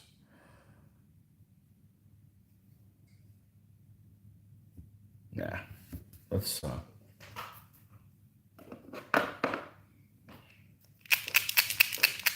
brighten this guy up some. I find it as stupid as whitewashing or blackwashing history. Blackwashing. I don't think I've heard that term. It's the opposite of whitewashing. So, but reimagining people of a different culture for inclusionary purposes. I don't like that. Just you don't need to redo Disney's Sleeping Beauty with a different thing. Just create more stories of more diverse backgrounds. I've no problem with that. But redoing things just to make people happy just isn't doing that.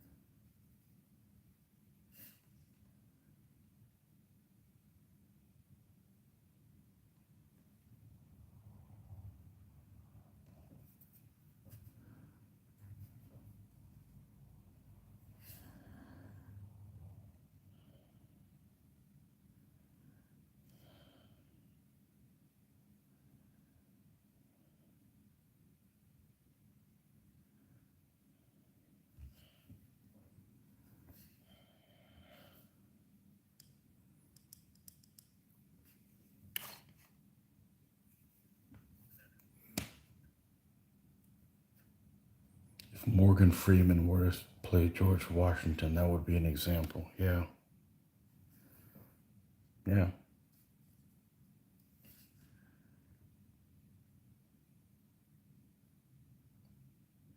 I like Morgan Freeman. I don't want him playing Washington, though. It wouldn't make any sense. Yep.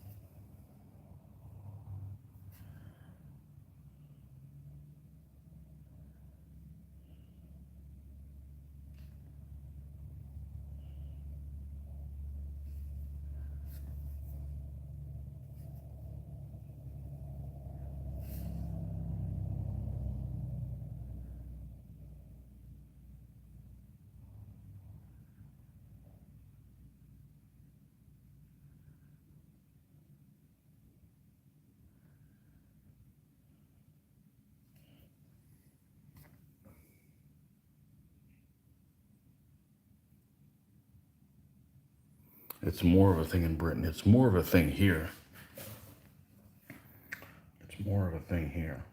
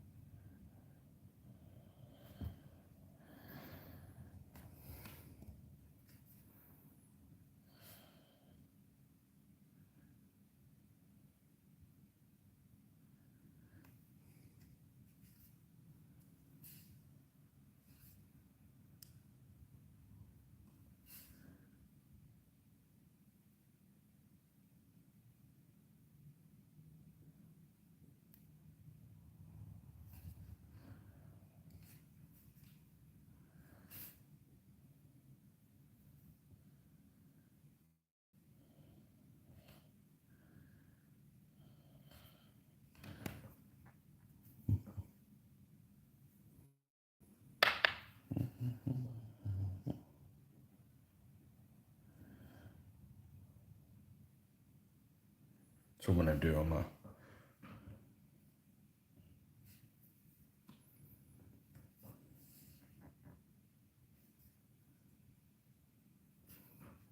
I want to build a feudal English army, and I'm going to paint them like they're from India, just to feel more inclusionary in my army. Can't you just build an army from India? Nope.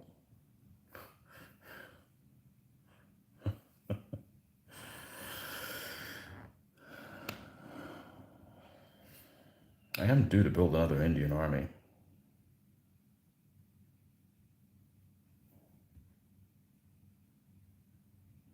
and I have one in mind.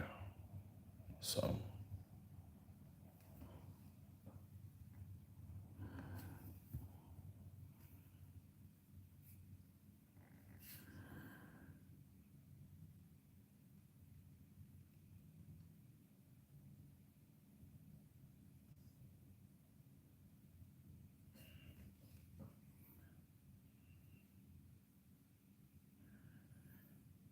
okay, I think we're about done with this guy. We need to do the reins, and I think we're going to use this color for the reins. Let's pull out another coat the arms paint that we have.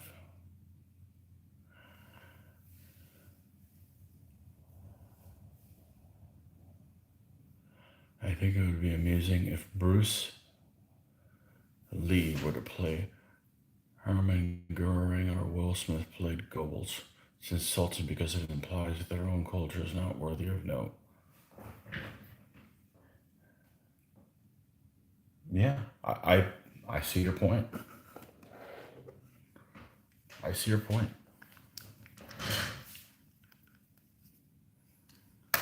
Like historical movies, I'm surprised how, now that you mention that,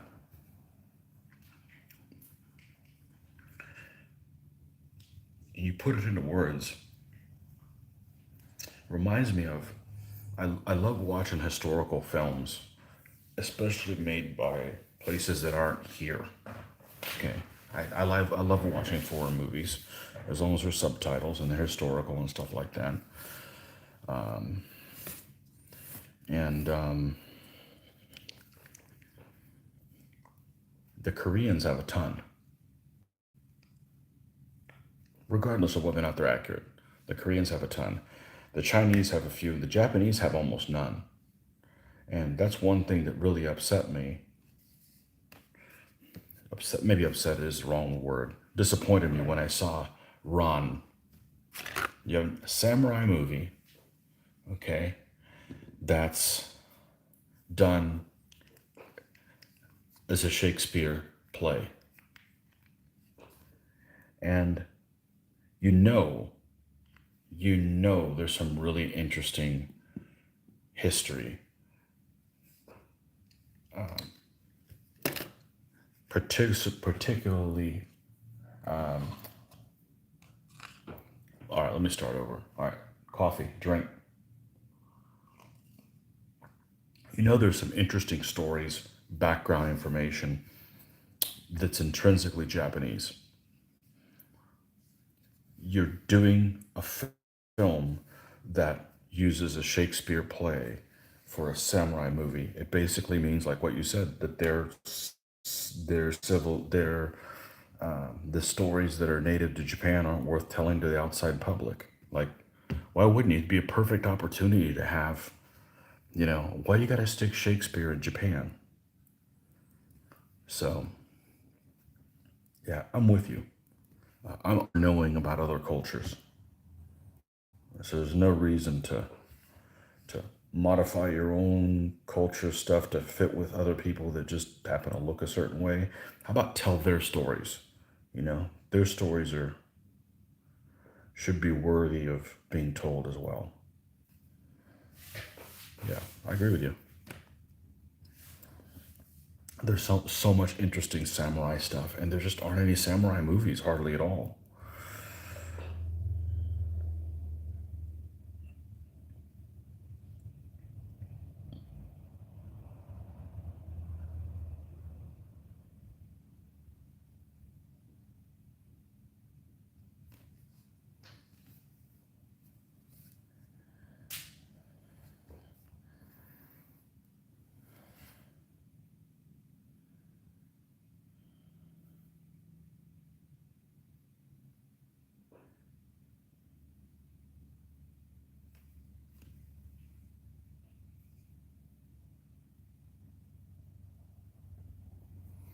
Pearl Harbor in a Bollywood style. I just want to know one thing. At what point do they break into a song and dance? When the bombs are falling or when the Arizona blows up?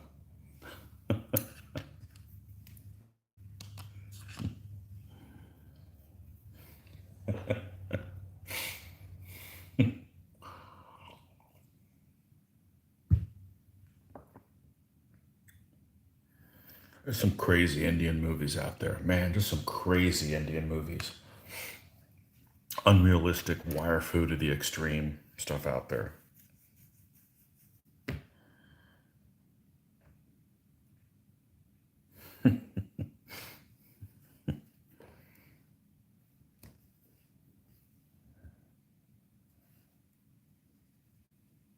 I've only seen I've only seen a couple of them.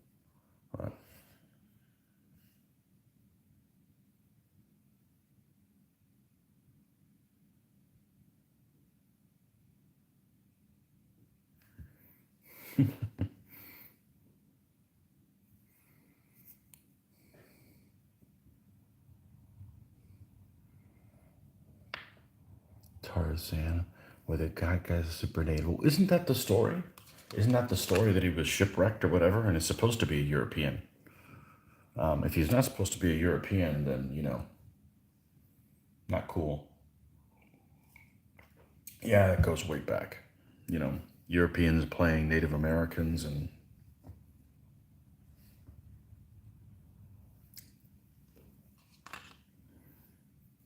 others playing Mexican characters instead of real Mexicans. It's not like they couldn't find any Mexicans. Come on. Yeah.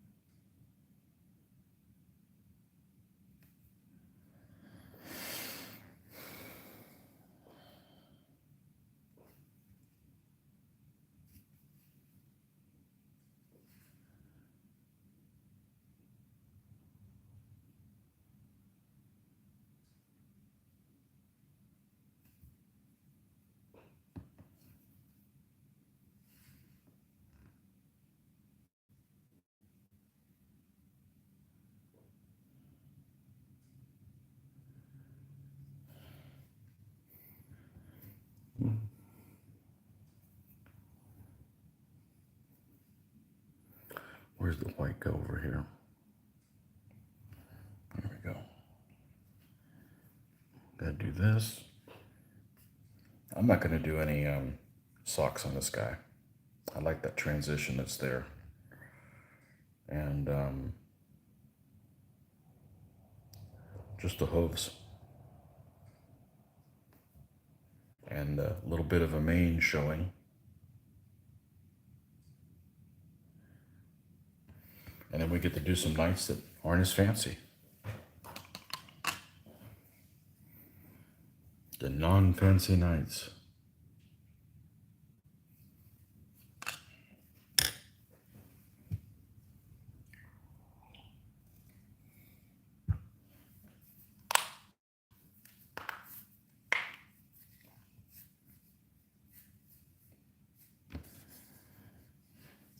Speaking of natives, just kind of thinking in my head, and I think I mentioned this before, it'd be pretty cool to do a Sword in the Flame period game. I've played it before, but using one where it's not just British versus the natives. I think those are just too linear. Or you've got Europeans and natives that are on the Europeans on both sides all at the same time. You could have British, French, Germans, Russians, all kinds of different stuff. That'd be neat.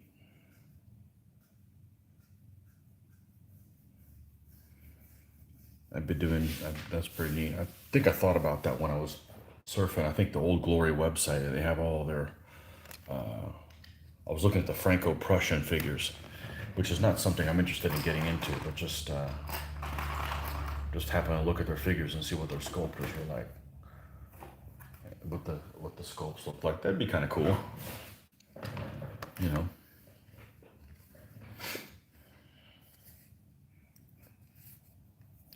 I play a set of rules. It's hokey at times with the rolling how far you can move and stuff, but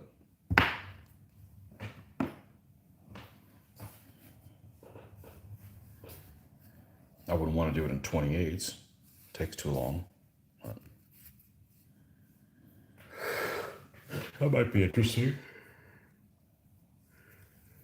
If I got back into naval wargaming, that's what I'd do. I'd do Victorian. I'd be doing Victorian pre-dreadnoughts with different people that never fought each other fighting each other. So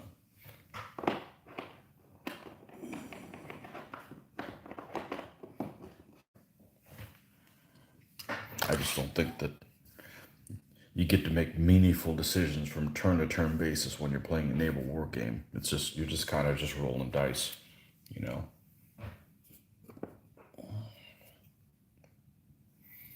All right.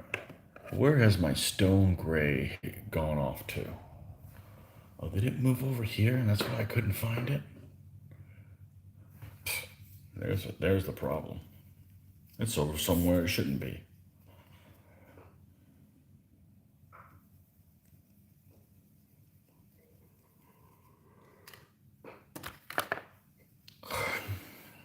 But I don't need to get involved in other periods.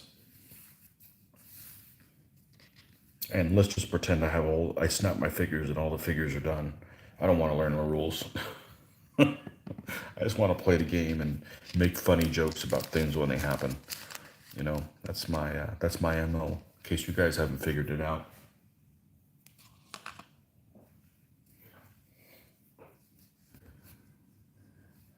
Yeah, this is drying out here. You could do General Brock taking Detroit. You could have lots of invisible natives that have an axe to grind with Americans. General Brock. I'm afraid that's lost on me. It's probably from some movie I haven't seen, or maybe one I've seen and I don't recall.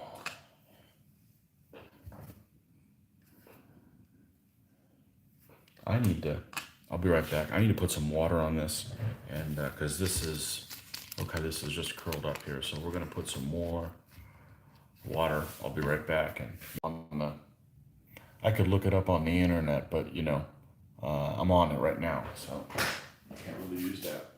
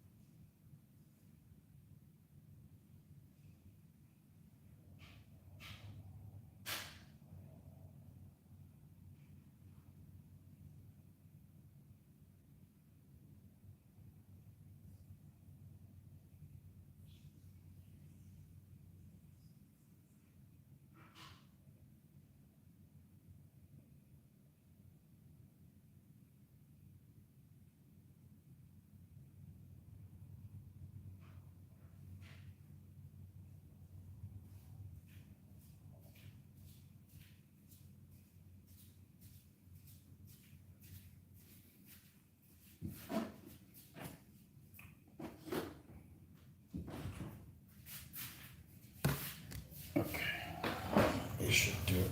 This should fix this situation completely.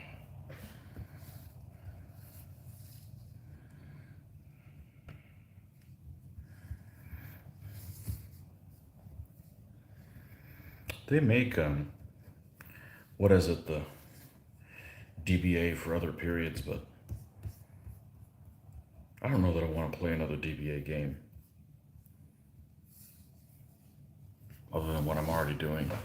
I'm kind of done with the whole conforming to corners crap. That's really, I've had about enough of that, so. If I ever work on my Renaissance rules, I guarantee you will not have that. Will not be conforming to corners and crap. That abstraction is just annoying. Whatever the hell that means. I don't like that kind of abstraction. Okay, I've had my fill of it.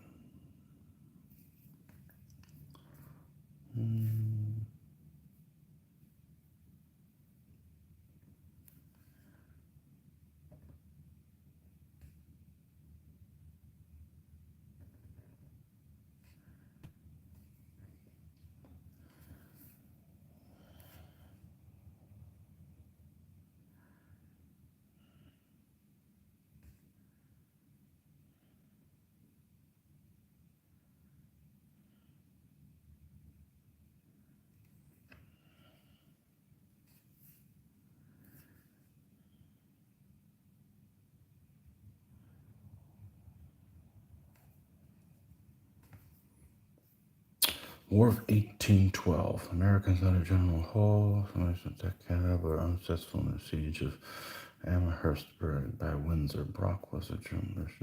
You know, we don't hardly know anything about 1812 here in the U.S. Maybe there's experts, but that's the one war that's, they always say the forgotten war is Korea. Nah, it's War of 1812. We don't know jack shit about. At least I don't.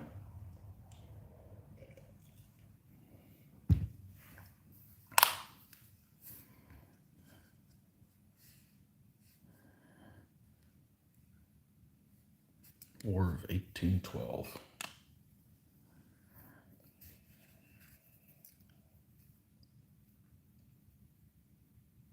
American Napoleonics. I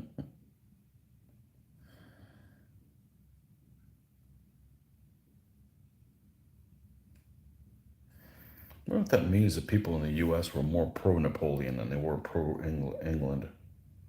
I bet it does. Well, they got that whole Louisiana Purchase thing going beforehand, but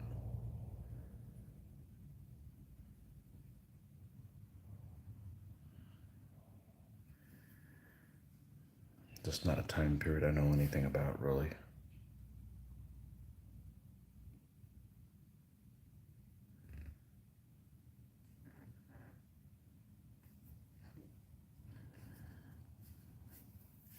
I'm not sure I knew who was the president of the United States during that time period. Would it have been Madison? I don't know. I bet you if I war game that period, I would know. Man, that's why war games are great. You get to learn about real stuff. As long as you're playing historical war games.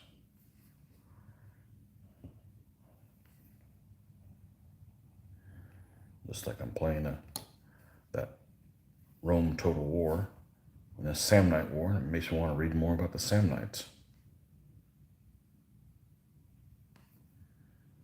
You get to partake in history.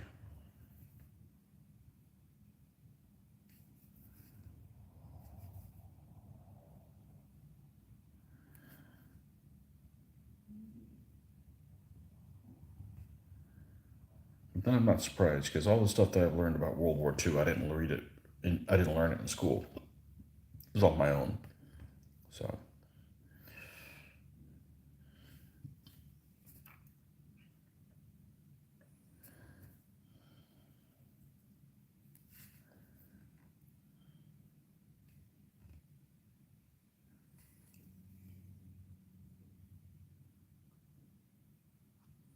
you have to read up about it.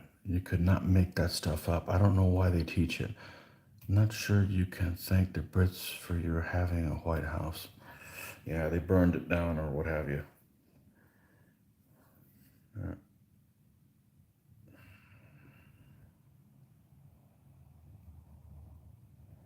Yeah, there's so many real things that happened that all you got to do is the screenplay's done for you. All you got to do is tell it like it is. It's an interesting enough story. But damn Holly weird types.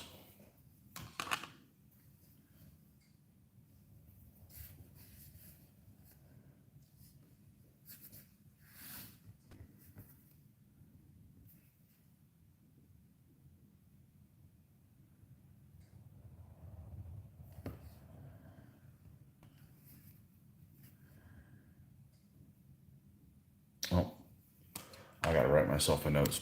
Talking about looking things up. I gotta write myself a note looking something else up. I'm not gonna tell you guys what it is, but it's looking into another army, DBA army.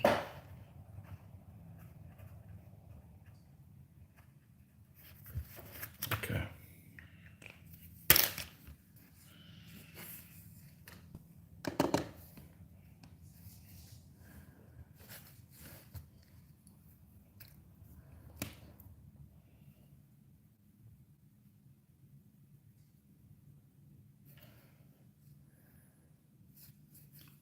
Probably do some Rome playing today. Trying to finish that prologue and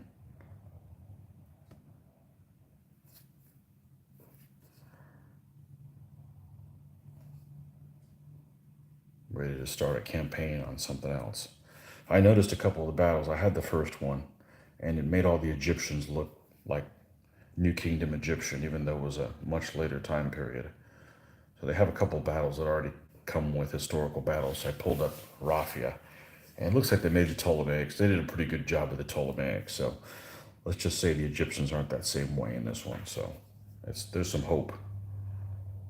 There's some hope to that.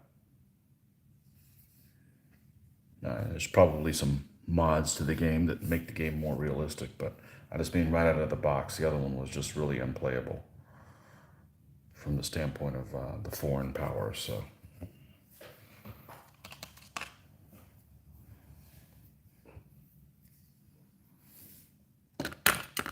well, I see they've got a campaign. What really attracted me to, other than the $15 price tag, was they have a campaign between the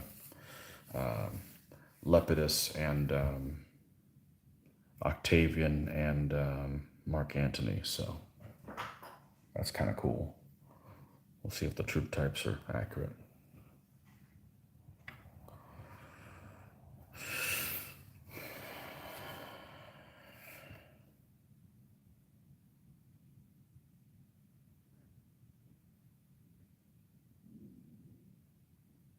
Again, inspiration to, it's not like I'm ever going to just do computer wargaming and not paint miniatures. It's not like that at all. Just extra motivation for ideas. So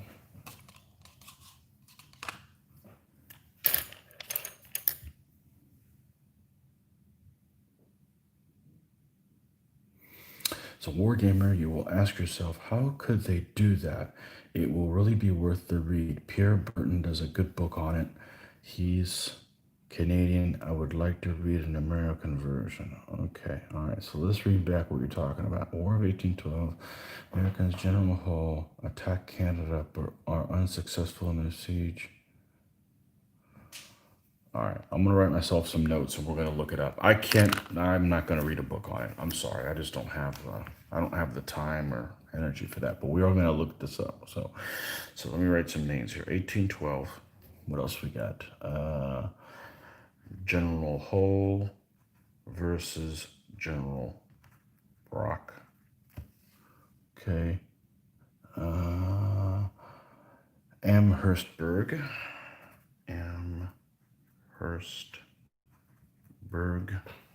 And what's the other key phrase here? Okay. We're gonna look into that. I'm sure there's videos on it on YouTube as well. I do have time for that. But I got Renaissance. I got 16th century stuff to read up if I'm going to read a book. If I want to read a real book, that's what I'm going to read up. 16th century stuff. So my wife is back. Lunch is over, so I'm leaving. Oh, well. Good to have you stop by. As always.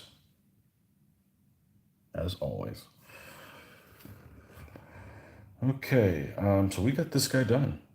All right, so let's move on to some commoner night. This is the 6th guy, file leader for the other group. All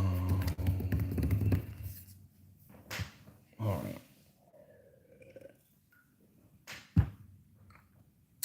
We left off on this guy. Get these 6 nights, and then we're done with them. Well, we still have a couple of nightstands to do. We'll still have the command stand of the nights to do, and we'll still have to do the 3-night version of these guys. So that'll be a few more stands as well, but they won't involve these figures. It'll be different figures. All right. So let's see what we got here. Right. So let's see. These guys are armored. Let's see if we can get this guy in here for a shot. The wife's back. Run away. This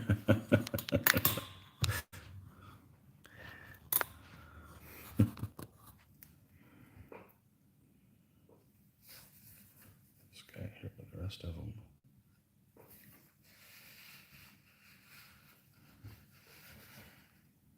So these are the 1, 2, and 3 positions on here of both of the stands. Now, who will be on which one? I'm not worried about that right this moment. But this is the 1, 2, and 3 positions of both stands. And I guess I could do something crazy. Doing something crazy would be go ahead and varnish these guys, figure out who's going to be who on which one, and glue them down. So I have to do this stand in 2 parts. But I'd rather do, when they're complete, I'd rather base these 3 at the bottom that are tight first while I have this entire area open than the other way around. So we're not going to do that, but it's a thought. It's a thought. So yeah. So you got file leader wise. See if we can get this to behave and zoom in there. Okay. So file leader wise, one of the groups will be led by him, or he'll be in the 1 position. The other one will be this guy. Okay. And then you got guys behind him. So this guy has a crest, so he's busier. So we'll keep him away from this one so that we have some balance of busyness. And the other one has a crest, will be over here. So we don't want the 2 crests on the same stand. And something like this guy here, and then this guy here. So something like that would probably be appropriate. The 2 nightstands in the lead. That's what I'm thinking. And then we've got 3 of these commoners at the end. So this would be something like that. 1, 2, 3 here. 1, 2, 3 on the other one. Anyhow, good. That should be fine. That should be fine.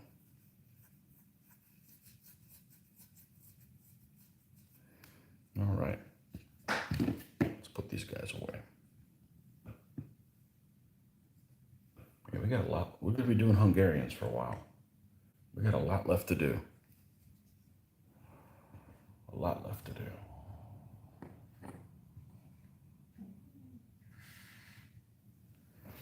All right. That's why I don't get into other periods. There's just too much going on with what I already have.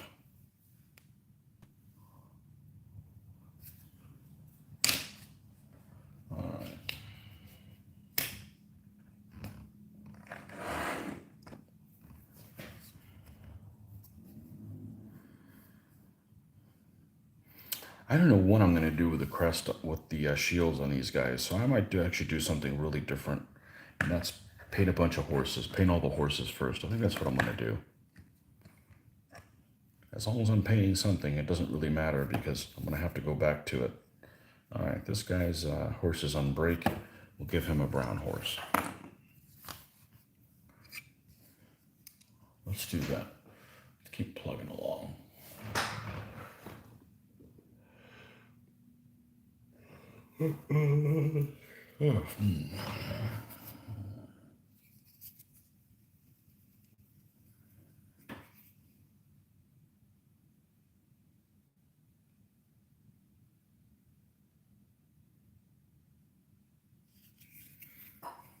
Not a lot of people here, but it must be Black Friday shopping.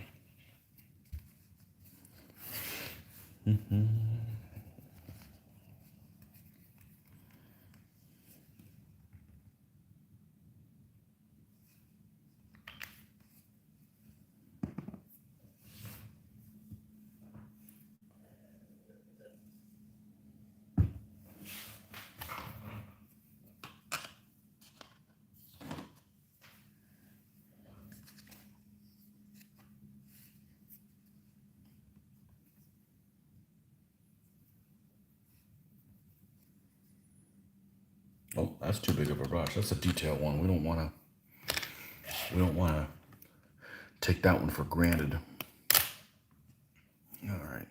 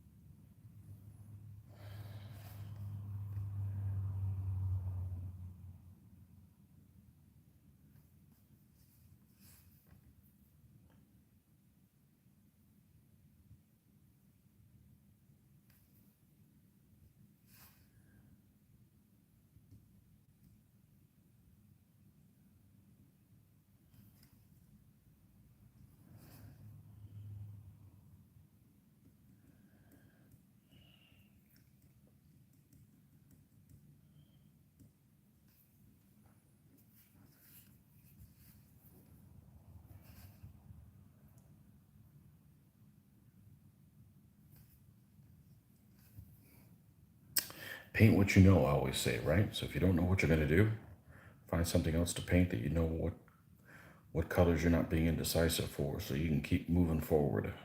So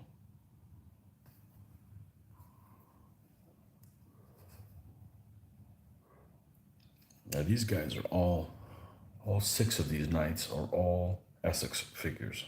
So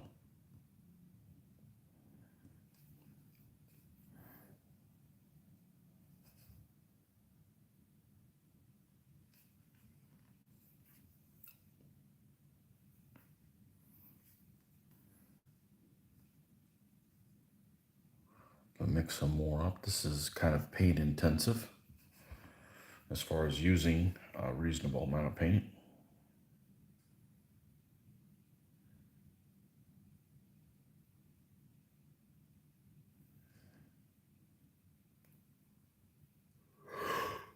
Oh man.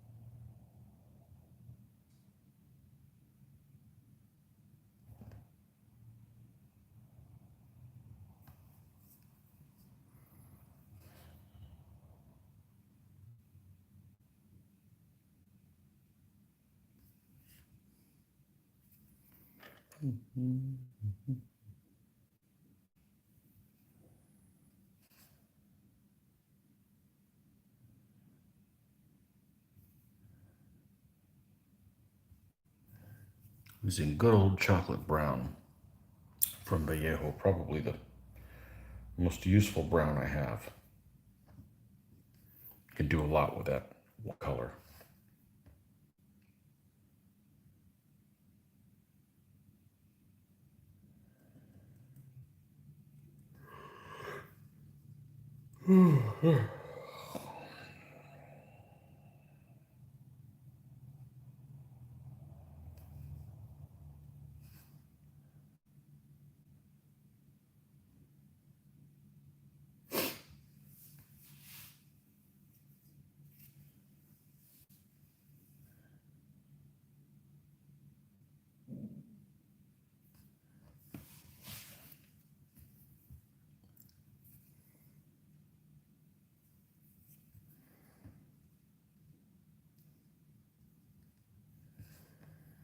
Lighten up a little bit more.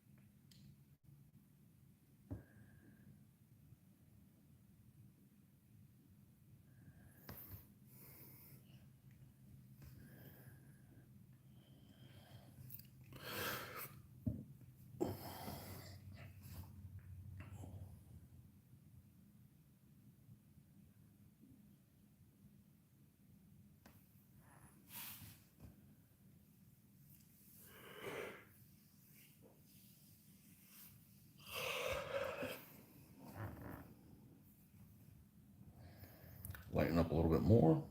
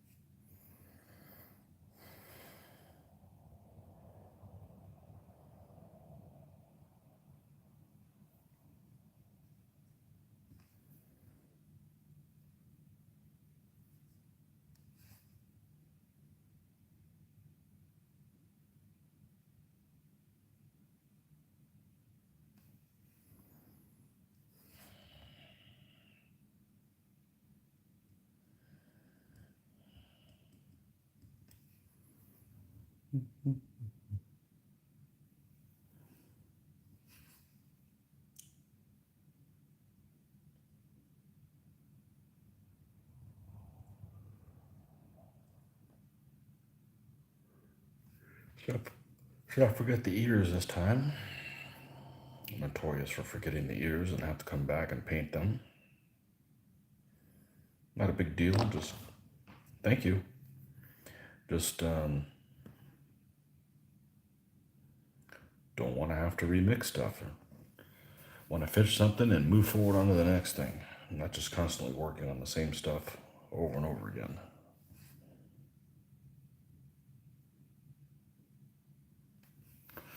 All right, where's the white hanging out these days? Hey, Kevin, there you go. You woke up at the time I wake up. Perfect. Good morning.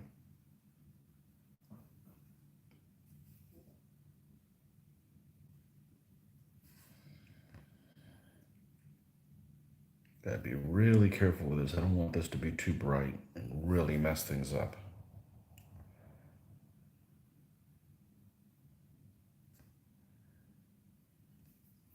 I know you woke up early to work on your amishi, right?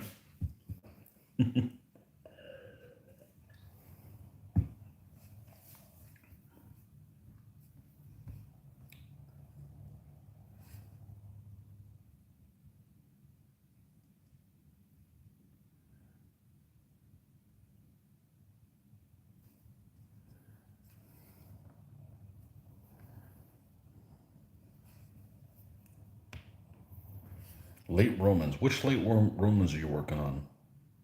276, 278 or 283? I think it's 283. I guess late Roman is 278 by default, because 283 would be later patrician.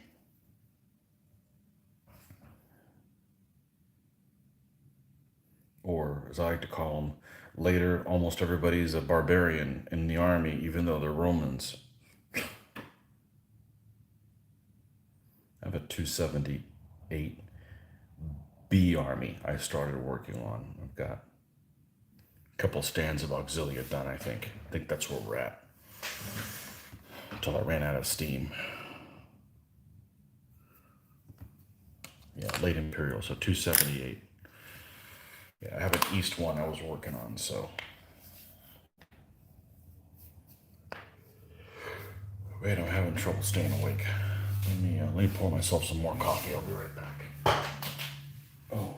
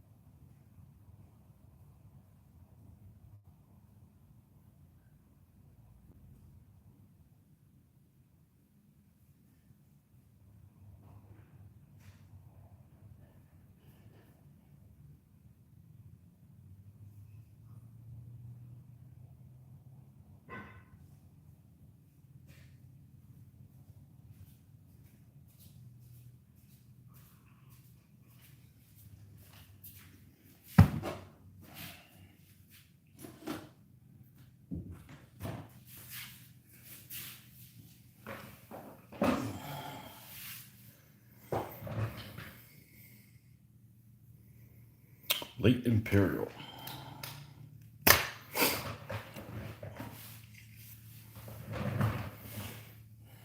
Mitch has a late Imperial East. He really likes that army a lot. It's the one I was building. He bought his at a later time. I'm not even sure if it's the right figures for that army, but that's what he uses them as, so. No, in our videos, we morph the hell out of things, so.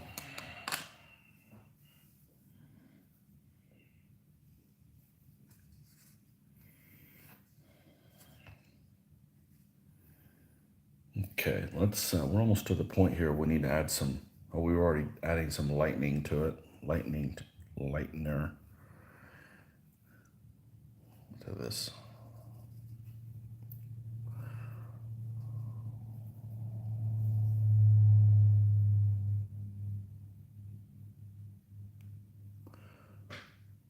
Finding it hard to find info on the Western.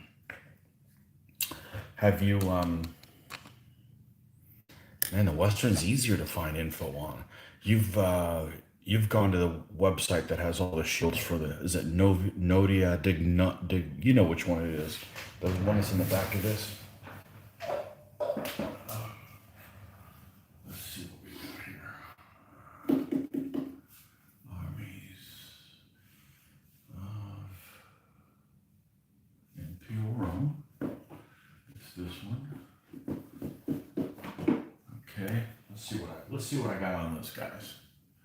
Let's see what I got on those guys. Late Roman infantrymen, late Roman cavalrymen. Okay, those two. What else we got? Do a big book show this morning. How about that? What else we got here?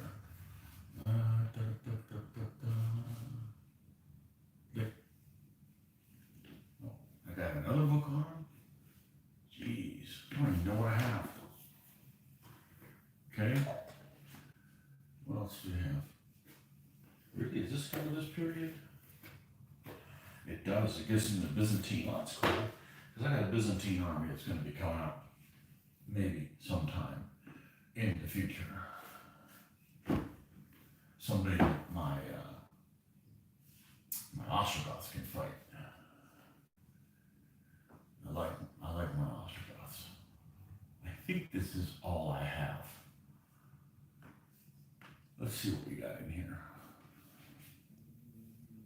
Yep, this is what we have here. All right. Cool. Let's, where's the lid to this thing? Good, I was tired of painting anyways. Mix it up, mix it up. Black Friday smorgasbord. All right, let's see if we can put this in a position where we can show some of this stuff off here.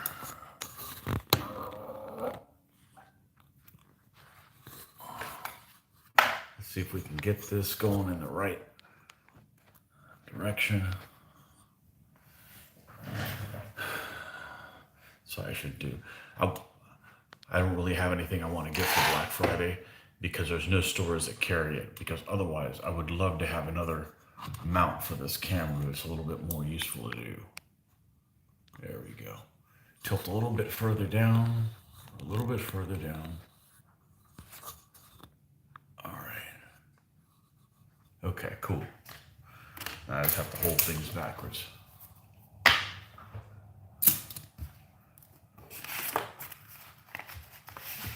All right. Let's get rid of this too. All right, get these off the screen. All right. I got stuff on my cutting board. God, I'm not gonna be able to sleep at night. I'll have to clean that up with a magic eraser or something. Anal. Okay, so first of all, do you have this? Armies and Enemies of Imperial Rome, because in the back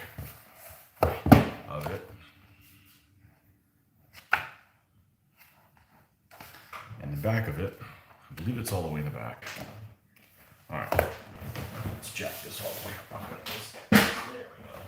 I have this all the way down because of my Fine Fire. I did not know. You did not know. I did. Not now. Oh, you did, but not now. Got it. Got it. Okay, so, I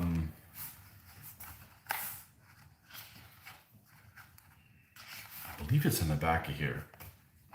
I didn't know there was stuff on the catapults. That's cool. Excellent. Maybe it's the beginning of the beginning. Okay, here we go. So all these shields here, and there's a crap ton of them. Here we have, sorry about it being upside down. I apologize. I guess I could shoot it from behind me, but that's going to take some work getting all that to work out. So just bear with me. These are the late Imperial shield patterns. Okay, Notitia Dignitatum. Notitia Dignittatum. There's a version of it that's online that is free. And so here's all the shield patterns of all the units, or many of the units that survived. Now, a lot of this is, if you look on there, is, I think for the West is during the time period of like, it's different time periods and there's gaps in there. But I think for the purpose of what you're doing, it should work fine for that. But if you go online, look up Notitia Dignitatum, and it has stuff on there both of the East and the West. And it breaks it down by units. There's units of blades that these would be equivalent for, and there's units of auxilia. What it's a little scattered on, because it has Eastern and Western as well, it's mostly infantry. It doesn't have a whole lot of cavalry, and it doesn't have a lot of the cavalry for the Eastern units. So there's more Western unit cavalry here than not. Okay. And here's all the units. You get Herculani Seniores. That tells you it's a Legio Palatina. Legio Palatina is Legio Palatina. So this book really covers all this stuff. And it describes, red rim, yellow figure on pale blue background. But if you know the names of these units, you can do a Google image search and you're going to find the shield pattern for it in full color. Okay. The other thing is if you're doing West, if you do an army that's based on the battle that Julian fought against the Germans, I'll look it up here. There's a lot of info on that battle, and that's during that same time period. I'll look it up here because it's in the battles here. That's, let me find out. This describes the stuff, and then here's the battles. All right, let's go into the 250s or so.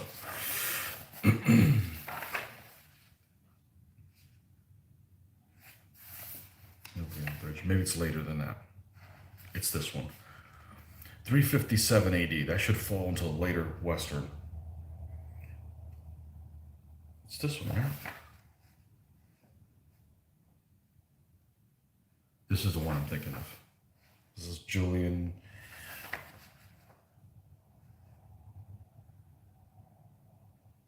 Yeah. So I'm going to go ahead and read this to you.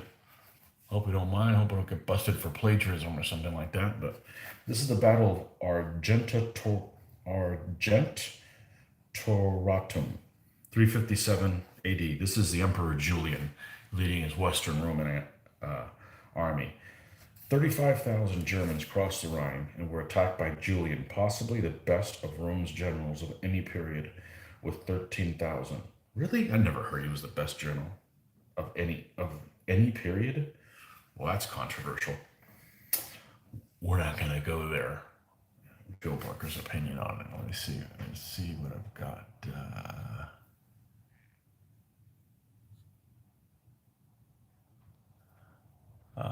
Sorry, I got a text that I didn't want from a car dealership.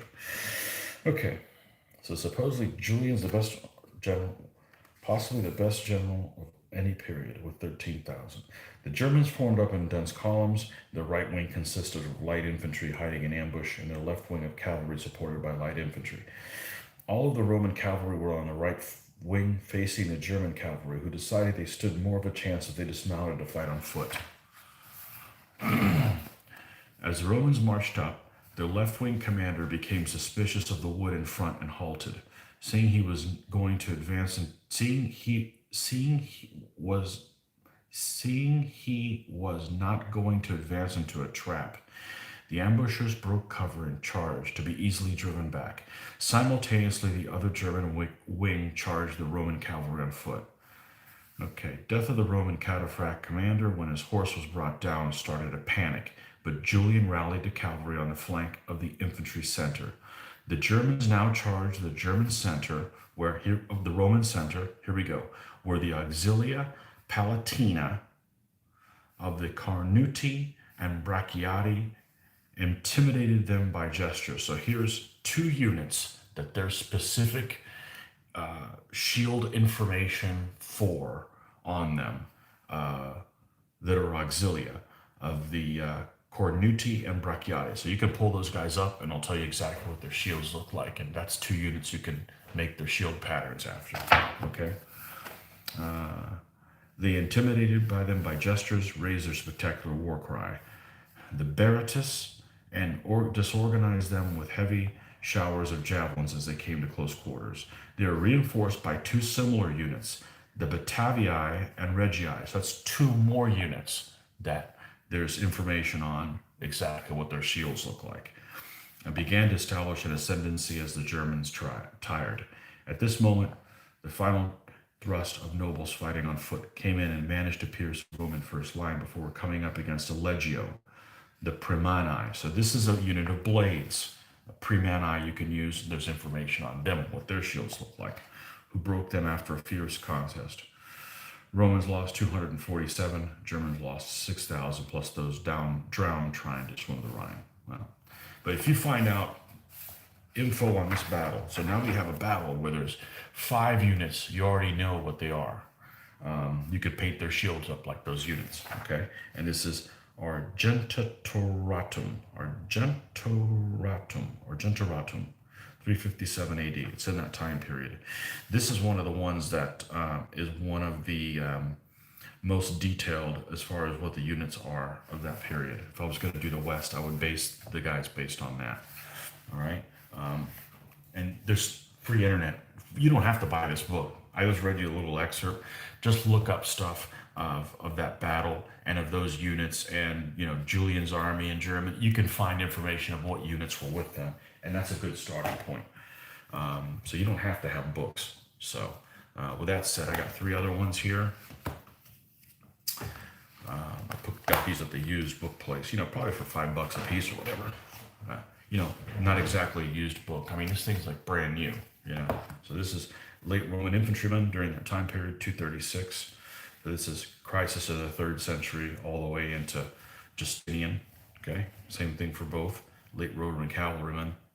I think this one's out of print, or it's difficult to use, or maybe it's the warrior version of, and I'm not sure. These may be the same book. Simon McDowell. Yeah, I'm not sure if they are or not. But that's the problem when you have a lot of books. Sometimes you pick up the same one. Let's see. This starts off with, in here, you're going to have,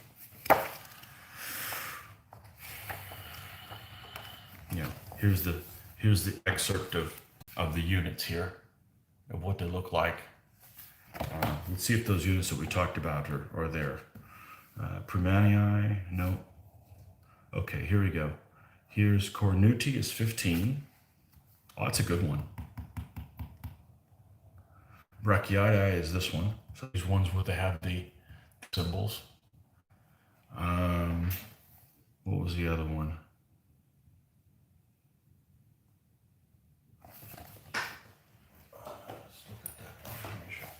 This that I'm doing, by the way, is something I love to do. I love to find your own version of reality, and I don't mind putting my own spin on things, but it's good to have kind of a basis so you're not pulling everything out of your nether regions. Let's see. Cornuti and Brachii. So it's these 2 guys. Those units were definitely there. Batavii and Regii. I don't see them here.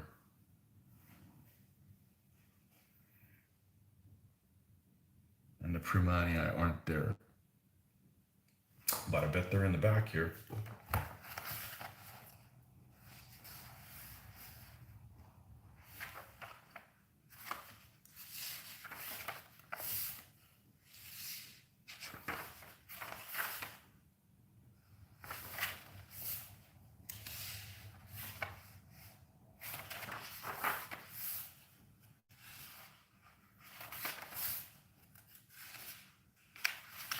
I always like the symbol here.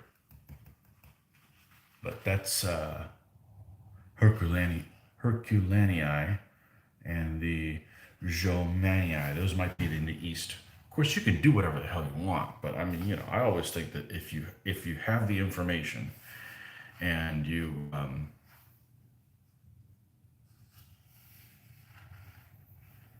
why not do?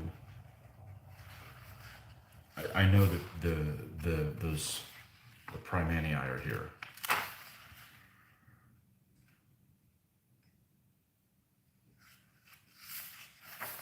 Thought they were.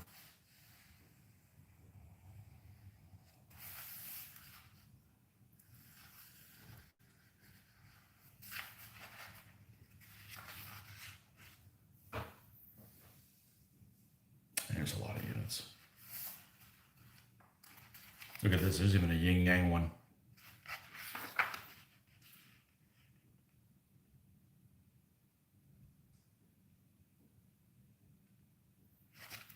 Wasn't Regii one of them?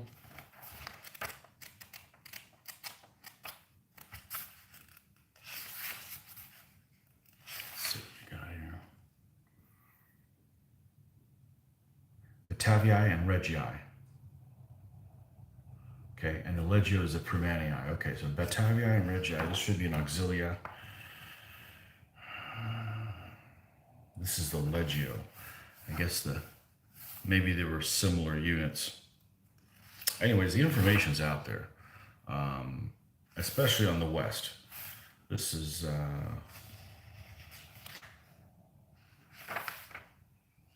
Man, there's a lot of freaking units here.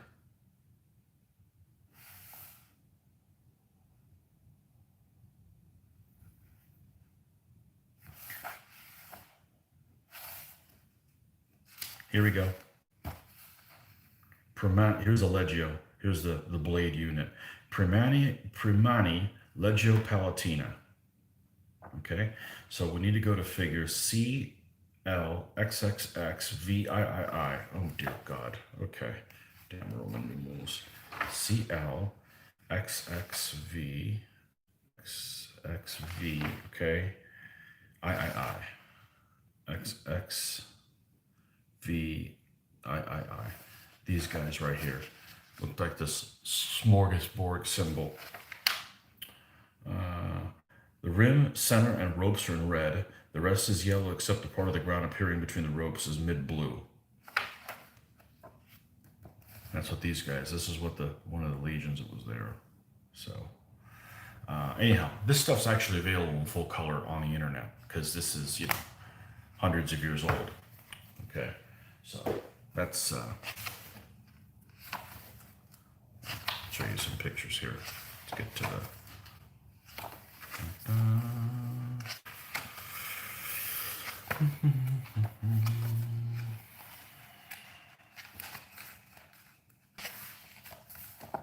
yeah, here's the Herculania guy. Almost like the Albanian flag. But the Albanian flag, I think, has the eagle that goes with the heads go both ways. So a lot of the guys will have some kind of a linen shirt, and then they'll have details and colors. They've got these two spots there on the uniforms. Different type of helmets.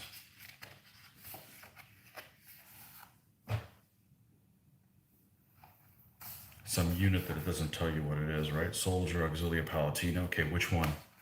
You could probably look in there and match it up what it is.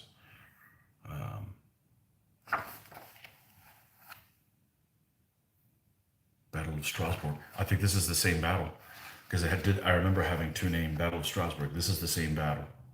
So remember those symbols? I said that they were those cornuta shaped things. Here they are. Here's some of the shields. Here's one unit. Here's the other unit.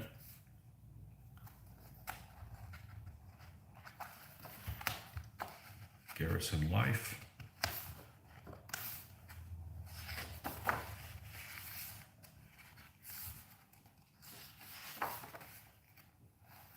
Flowery looking one. What's this? East Roman soldier. Quinta Macedonia.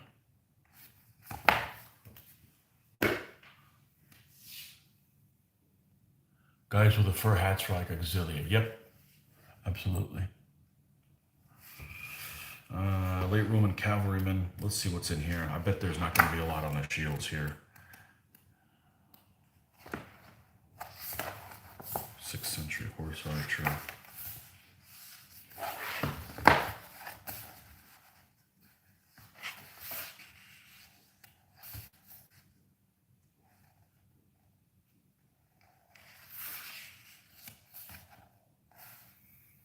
Fourth century.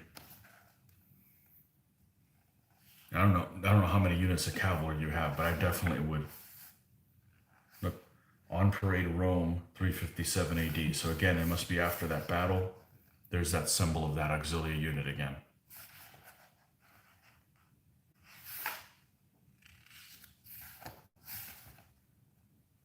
Here's that same battle, Battle of Strasbourg. Got some cataphracts. Of course, this is just an artist representation, but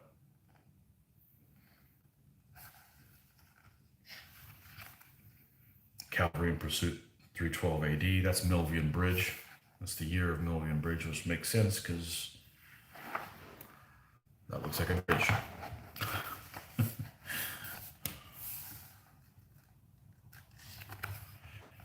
Again, they didn't want to make a decision, so they gave me a cavalry shield that just looks kind of boring.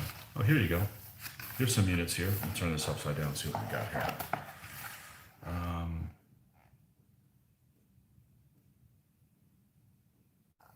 The insignia of the Magister Equitum, showing the shield designs of the senior Western cavalry units at the end of the 4th century. So the end of the 300s. Yeah. So here's some of your cavalry symbols for the same time period. Now, I don't know which one of these would be appropriate to that battle, if that's even something you were interested in, but all this is available in color online. Again, what you're looking for is Notitia Dignatum, or whatever it was called. That's all available on there. Here it is, Notitia Dignitatum. Yeah, that's what you want to look up on the internet. You'll find all that stuff. Here's those fur caps you were talking about. Okay. And yeah, there's lots of stuff on those guys. So anyhow, hopefully that was useful. I had fun showing it off, so you know, definitely a topic that. What else we got here? What all these odd notifications? Okay, back to maybe doing some painting. But anyhow, yeah, Western Roman. Lots of that. Battle of Strasbourg, or the other one. I'd call it Battle of Strasbourg. I was thinking it was a different name. 357 AD. Emperor Julian. He runs a Western German army, a Western Roman army, and then what ends up happening is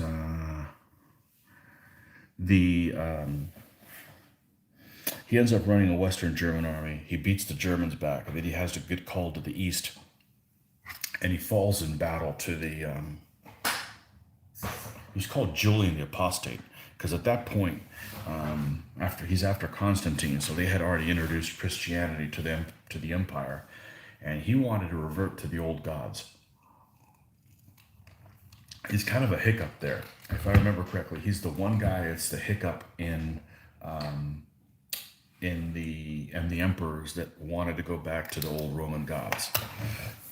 They called Julian the Apostate, and I don't know about him being the best general of all time, but he did kick the shit out of the Germans, and then he called and had to go deal with the Persians. And in the Persian campaign, he fell in battle. I think he pushed really hard on the Persians, really into their homeland. And then something happened where they attacked and he was unprepared, and he went into battle without his armor. He didn't have time to put his armor out, and he fell in battle.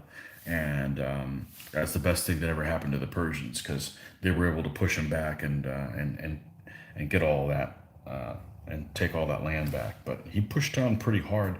I want to say he was even going down the Euphrates. So, yeah. But he fell in battle, though. I had a picture of him somewhere. Maybe in the Persian book that I have of him. They showed him bearded with a blonde bearded guy. So lots of information. Hopefully that'll get you started, man. You got my juices going. I want to build some late Roman armies. It always happens, right? Get excited about partaking in history. So, okay, where were we? Thought he fell with the Goths. No, you're thinking of Valerian, I think.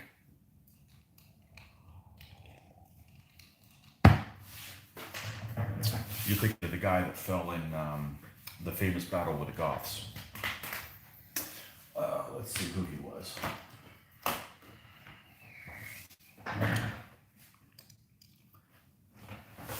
There's one guy that got captured. There's one guy that got captured by the Sassanids, and they used him as a step stool for the Sassanid general to the emperor to get up on his horse. That's one guy. One guy got cut down at. I'll tell you what battle it is right here.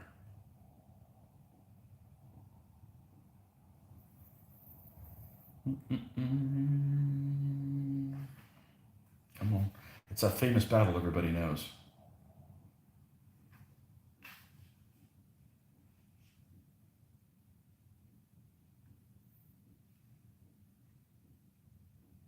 Adrianople. It's Valens. That's what, not Valerian, Valens. Yeah. Yeah. Battle of Adrianople, 378 AD. He was wounded by an arrow and then died when the cottage to which he had been taken was burned by the Goths in order to winkle out his bodyguard. Whatever the hell that means. Never heard that term before. Okay, here it is. So that was 357 AD is Argentoratum, or the Battle of Strasbourg, 357. 363 AD was Tigris. The Persians defended the river line with archers while forming up their main body some distance away. Their first line consisted of heavily armored cavalry, their second of poor quality levy spearmen, and their third of elephants. The Romans under Julianus, also known as Julian the Apostate, crossed at midnight, brushed aside the light infantry, formed up and advanced mid-morning covered by light javelin men. They came quickly to close quarters to avoid the Persian arrows and pushed them back, at first slowly and then en route, as if their armor was red hot. 2,500 Persians were slain for the loss of 75 Romans. So he won there, and then something happened with something happened with him afterwards where he got killed, and I don't remember who the guy is that got captured. One of these in the Persian. Let me get, since we are totally sidetracked at this point, and I do not mind. Let's put this back away. Screw painting. I'm not doing any more painting today. How about that? Here, I made a decision. That book, and I don't have that many books, but it just seems like they're all coming out. And here's another one. Right. I don't have a third one with assassins. I don't even have Sassanid figures, But let's see. There's a picture of one of these guys in here. Let's see what we got. More Angus McBride goodies. You could just look it up on Wikipedia. You'll find out what happened to old Julian. No, it's not in here.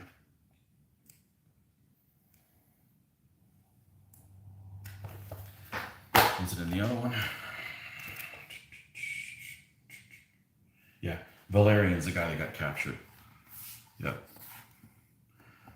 Yeah, 253 to 60. The only Roman emperor in history to have been captured alive. He's the guy that was used as a step stool for the, not sure exactly who it was. One of the Shapurs or somebody. Yeah, here he is. Shapur the First on horseback receives the surrender of Emperor Valerian, who kneels before him. The standing figure is most likely Helleno-Roman General Sariades. Yeah. Yep. Stupid stuff you remember. And I haven't even built armies of this period. But yeah, here's the Shapur II versus Julian the Apostate. Let's see if I can find the part on Julian since we're on that thing. Okay. Marenga.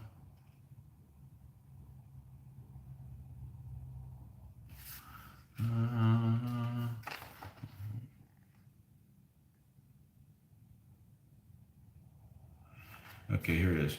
4 days after Marengo, so he won a couple of battles there in Persia, pushing deep into Persia. Julian pushed further down towards Samara. The Savaran, that's the elite Persian cavalry, were waiting and attacked him again with lances drawn. The attacks on the column were seemingly contained, except for the right wing where they were defeated. The crisis caused Julian to appear there foolishly without his armor. So he went to go play fire team, and he didn't have time to put on his armor. As a Sassanid lance charge was being engaged, a lance struck Julian. He died from his wounds that day. It's still here as to who threw the spear, a Sassanid or a disaffected Christian. He's pissing off the Christians in his own army. In Julian's camp, Shortly thereafter, the Romans under Jovian were forced by Shapur to sign a humiliating treaty and surrender strategic cities such as Nisibis in return for safe passage out of Persia. There you go. Died with his boots on, but not his armor.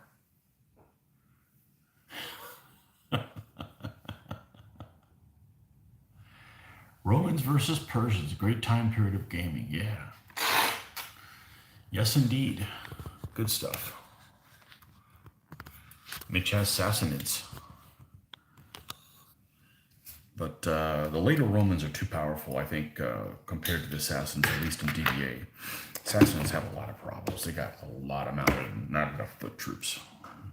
Got to kind of get over that thing. So, laugh out loud. I guess you like that. I just thought about that, you know. Died with his boots on, but not his armor. Kind of reminds you of one of those Western movies, right? The guy goes to bed. He's a guy runs a ranch or whatever. Maybe in something like Unforgiven, you know. Clint Eastwood's wearing long johns and still wearing his boots. I don't know if that's in that movie, but it sure sounds that way.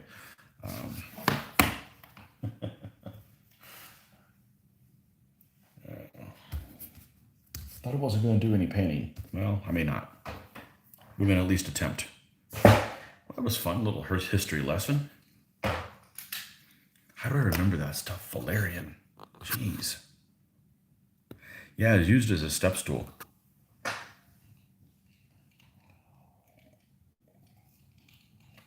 Some people get conquered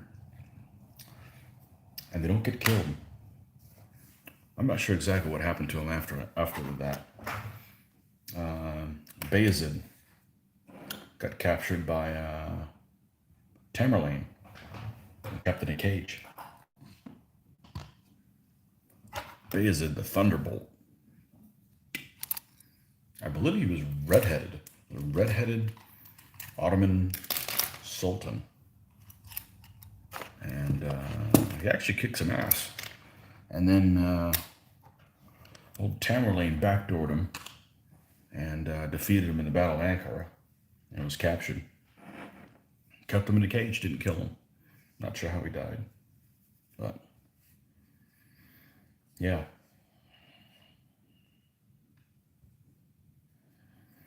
All right. Good stuff, man. History's so interesting. Nobody should be watching these make-believe shows on TV. Just tell us what really happened. There's some fascinating stuff out there.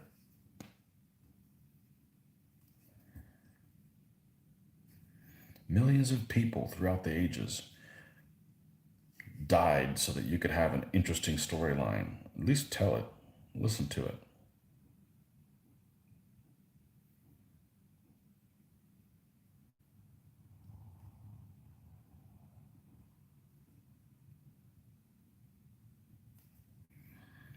Lots of stuff on the Western Romans. So hopefully that gets you pointed in the right direction there, Kevin, so you don't have painter's block.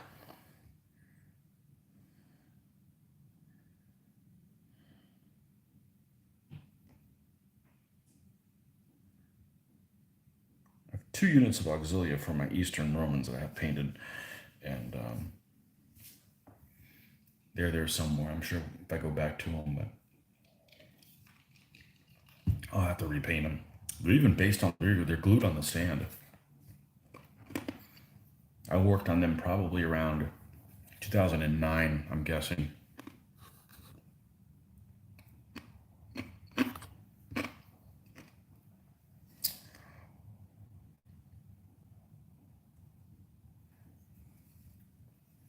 Yeah, what I just did, I love doing that.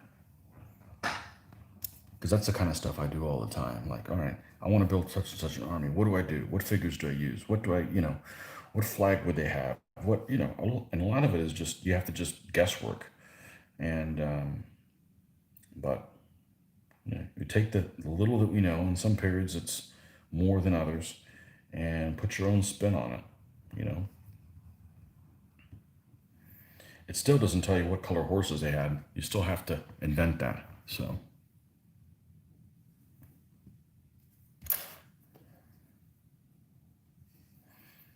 Notitia Dignitatum. Yeah, they have their own page for that. And I think Wikipedia has a pretty good write up on that Battle of Strasbourg. So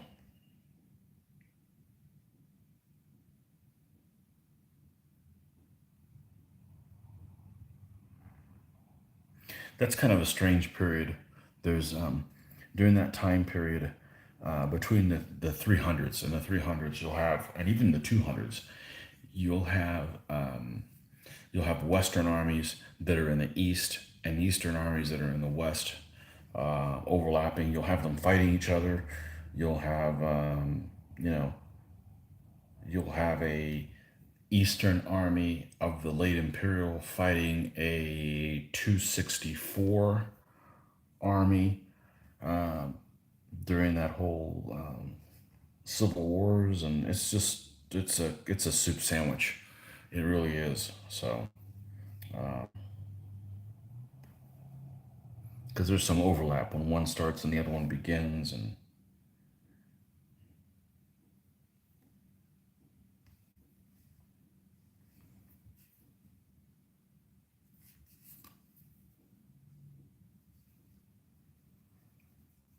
really backstabbing, convoluted history. One guy goes on a campaign, kicks ass. His army ends up declaring him emperor, even though he doesn't want to. He figures, well, I better become emperor. They're going to kill me. So he's got to march on Rome. So he starts a revolt, or he wins, or he doesn't. Just things just get really out of control. Really crazy stuff that happened during that time period. Really crazy stuff that happened during that time period.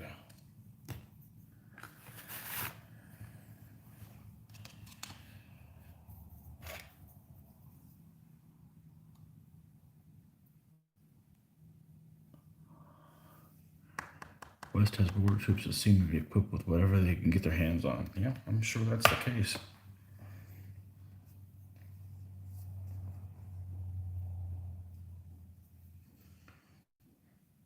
Let's go a little bit. Let's go a little bit lighter here.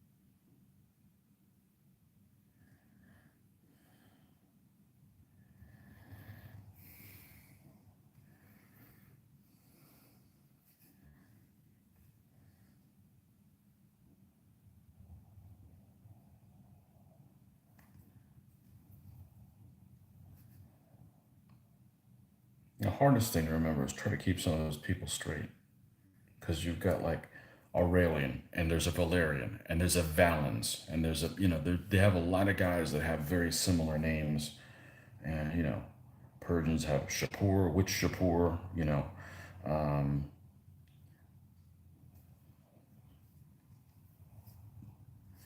really. Assassin Persians have three lists,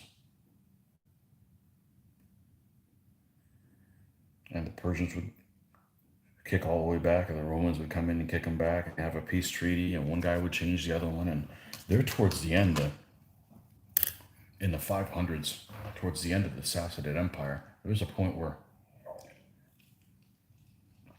the Sassanids punched so hard they took over Egypt. They had all of Egypt for a few years, and were almost all the way to the gates of Constantinople. And then something went awry, because the Persians had the same problem was going on. They had the Persians for the longest time. There'd be some guy would take over, and he'd kill members of his own family so they wouldn't contest him for the throne. So of course that happened when when he died. There wasn't a successor, so it would create another civil war, and a general would take over, and it's just a convoluted mess. Like I said, it's why do Game of Thrones when you could just do Game of what really happened, you know?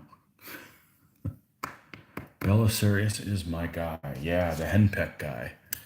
Yeah, Belisarius. Yeah, that's the time period Byzantine army I need to do because they fight the Goths.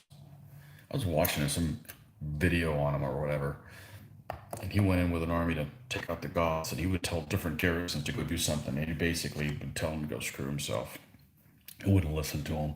Just infighting in all the stuff. And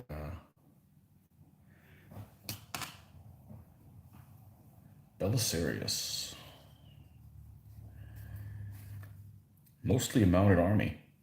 A couple units of Saloy, a couple blade. 4 units of ground pounders, everybody else is mounted. And there's an earlier and a later version army. Cav general for both of them. But I think the later one can have cav or deep cav. And the earlier one can have cav or light horse, and they all have to be the same thing. You're talking like 5 elements of it, so yeah. Looked them recently. Book 3, 4, I think. Something like that.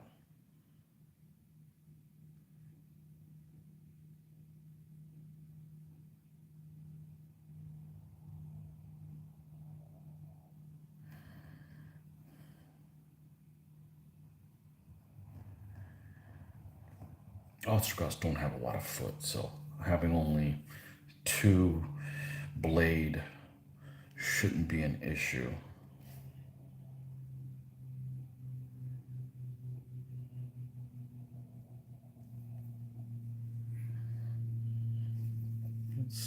Let's do a little bit of this.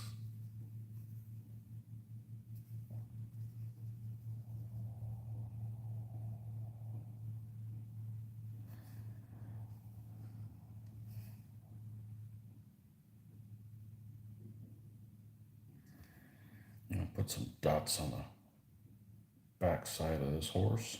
Make them a little different, not just a standard brown.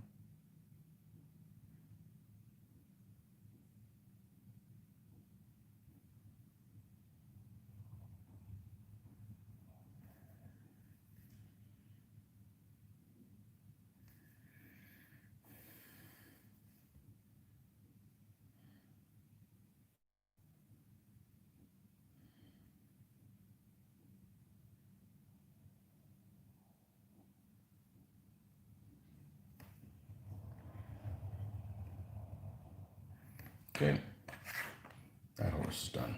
All right.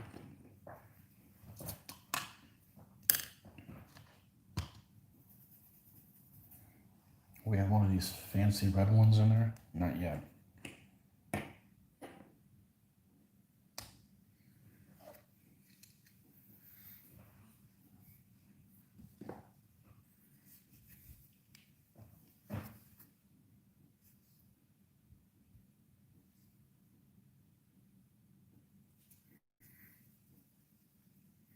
You have an army with him, but I don't like the figures. They're too big. Who makes the figures?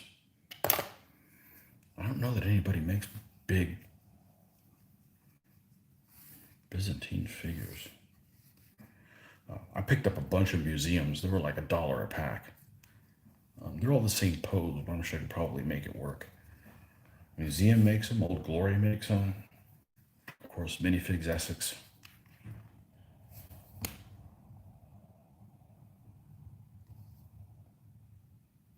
Aha, this is a job for the drill bit.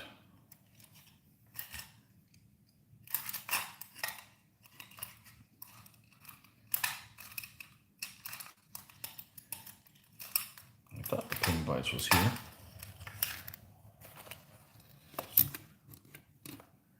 Museum. Huh.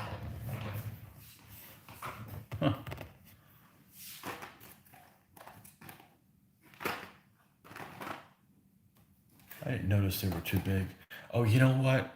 The blades are too big. Yeah, they're kind of big. We'll make them work.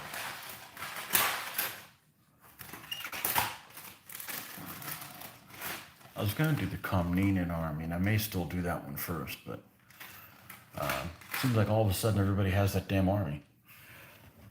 I didn't know anybody who had it. Then all of a sudden, like, many people have it.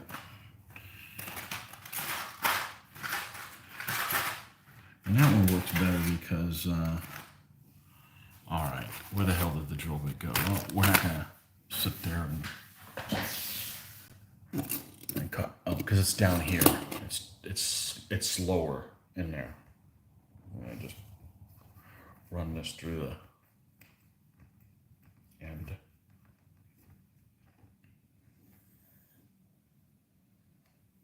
Let's put some of this here. Joe, welcome. Welcome back. You caught the show, yes, but you missed the history lesson. You have to go back and watch that. Pulled out our Byzantine books. So, late Roman books, not really Byzantine books. Some of them even overlap in that period, but.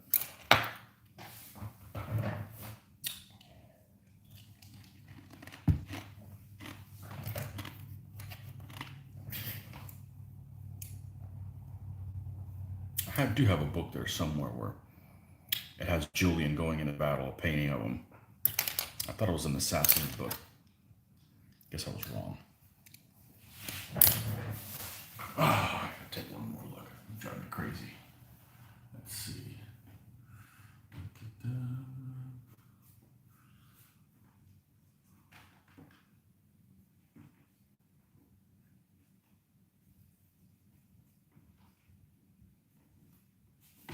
It's somewhere. I don't really know where it is right this second. But hold on 1 second. I will be right back.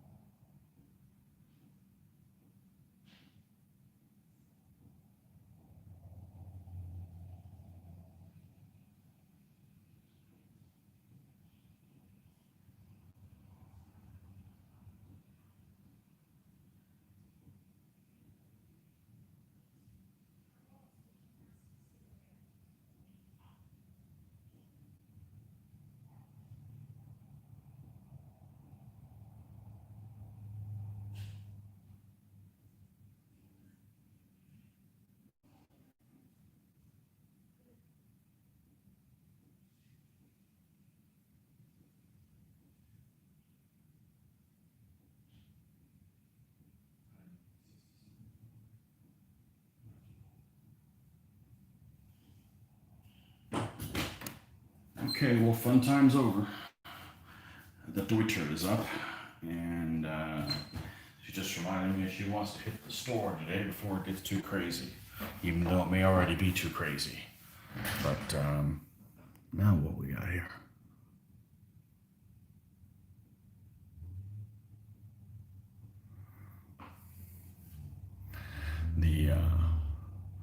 But anyhow, we will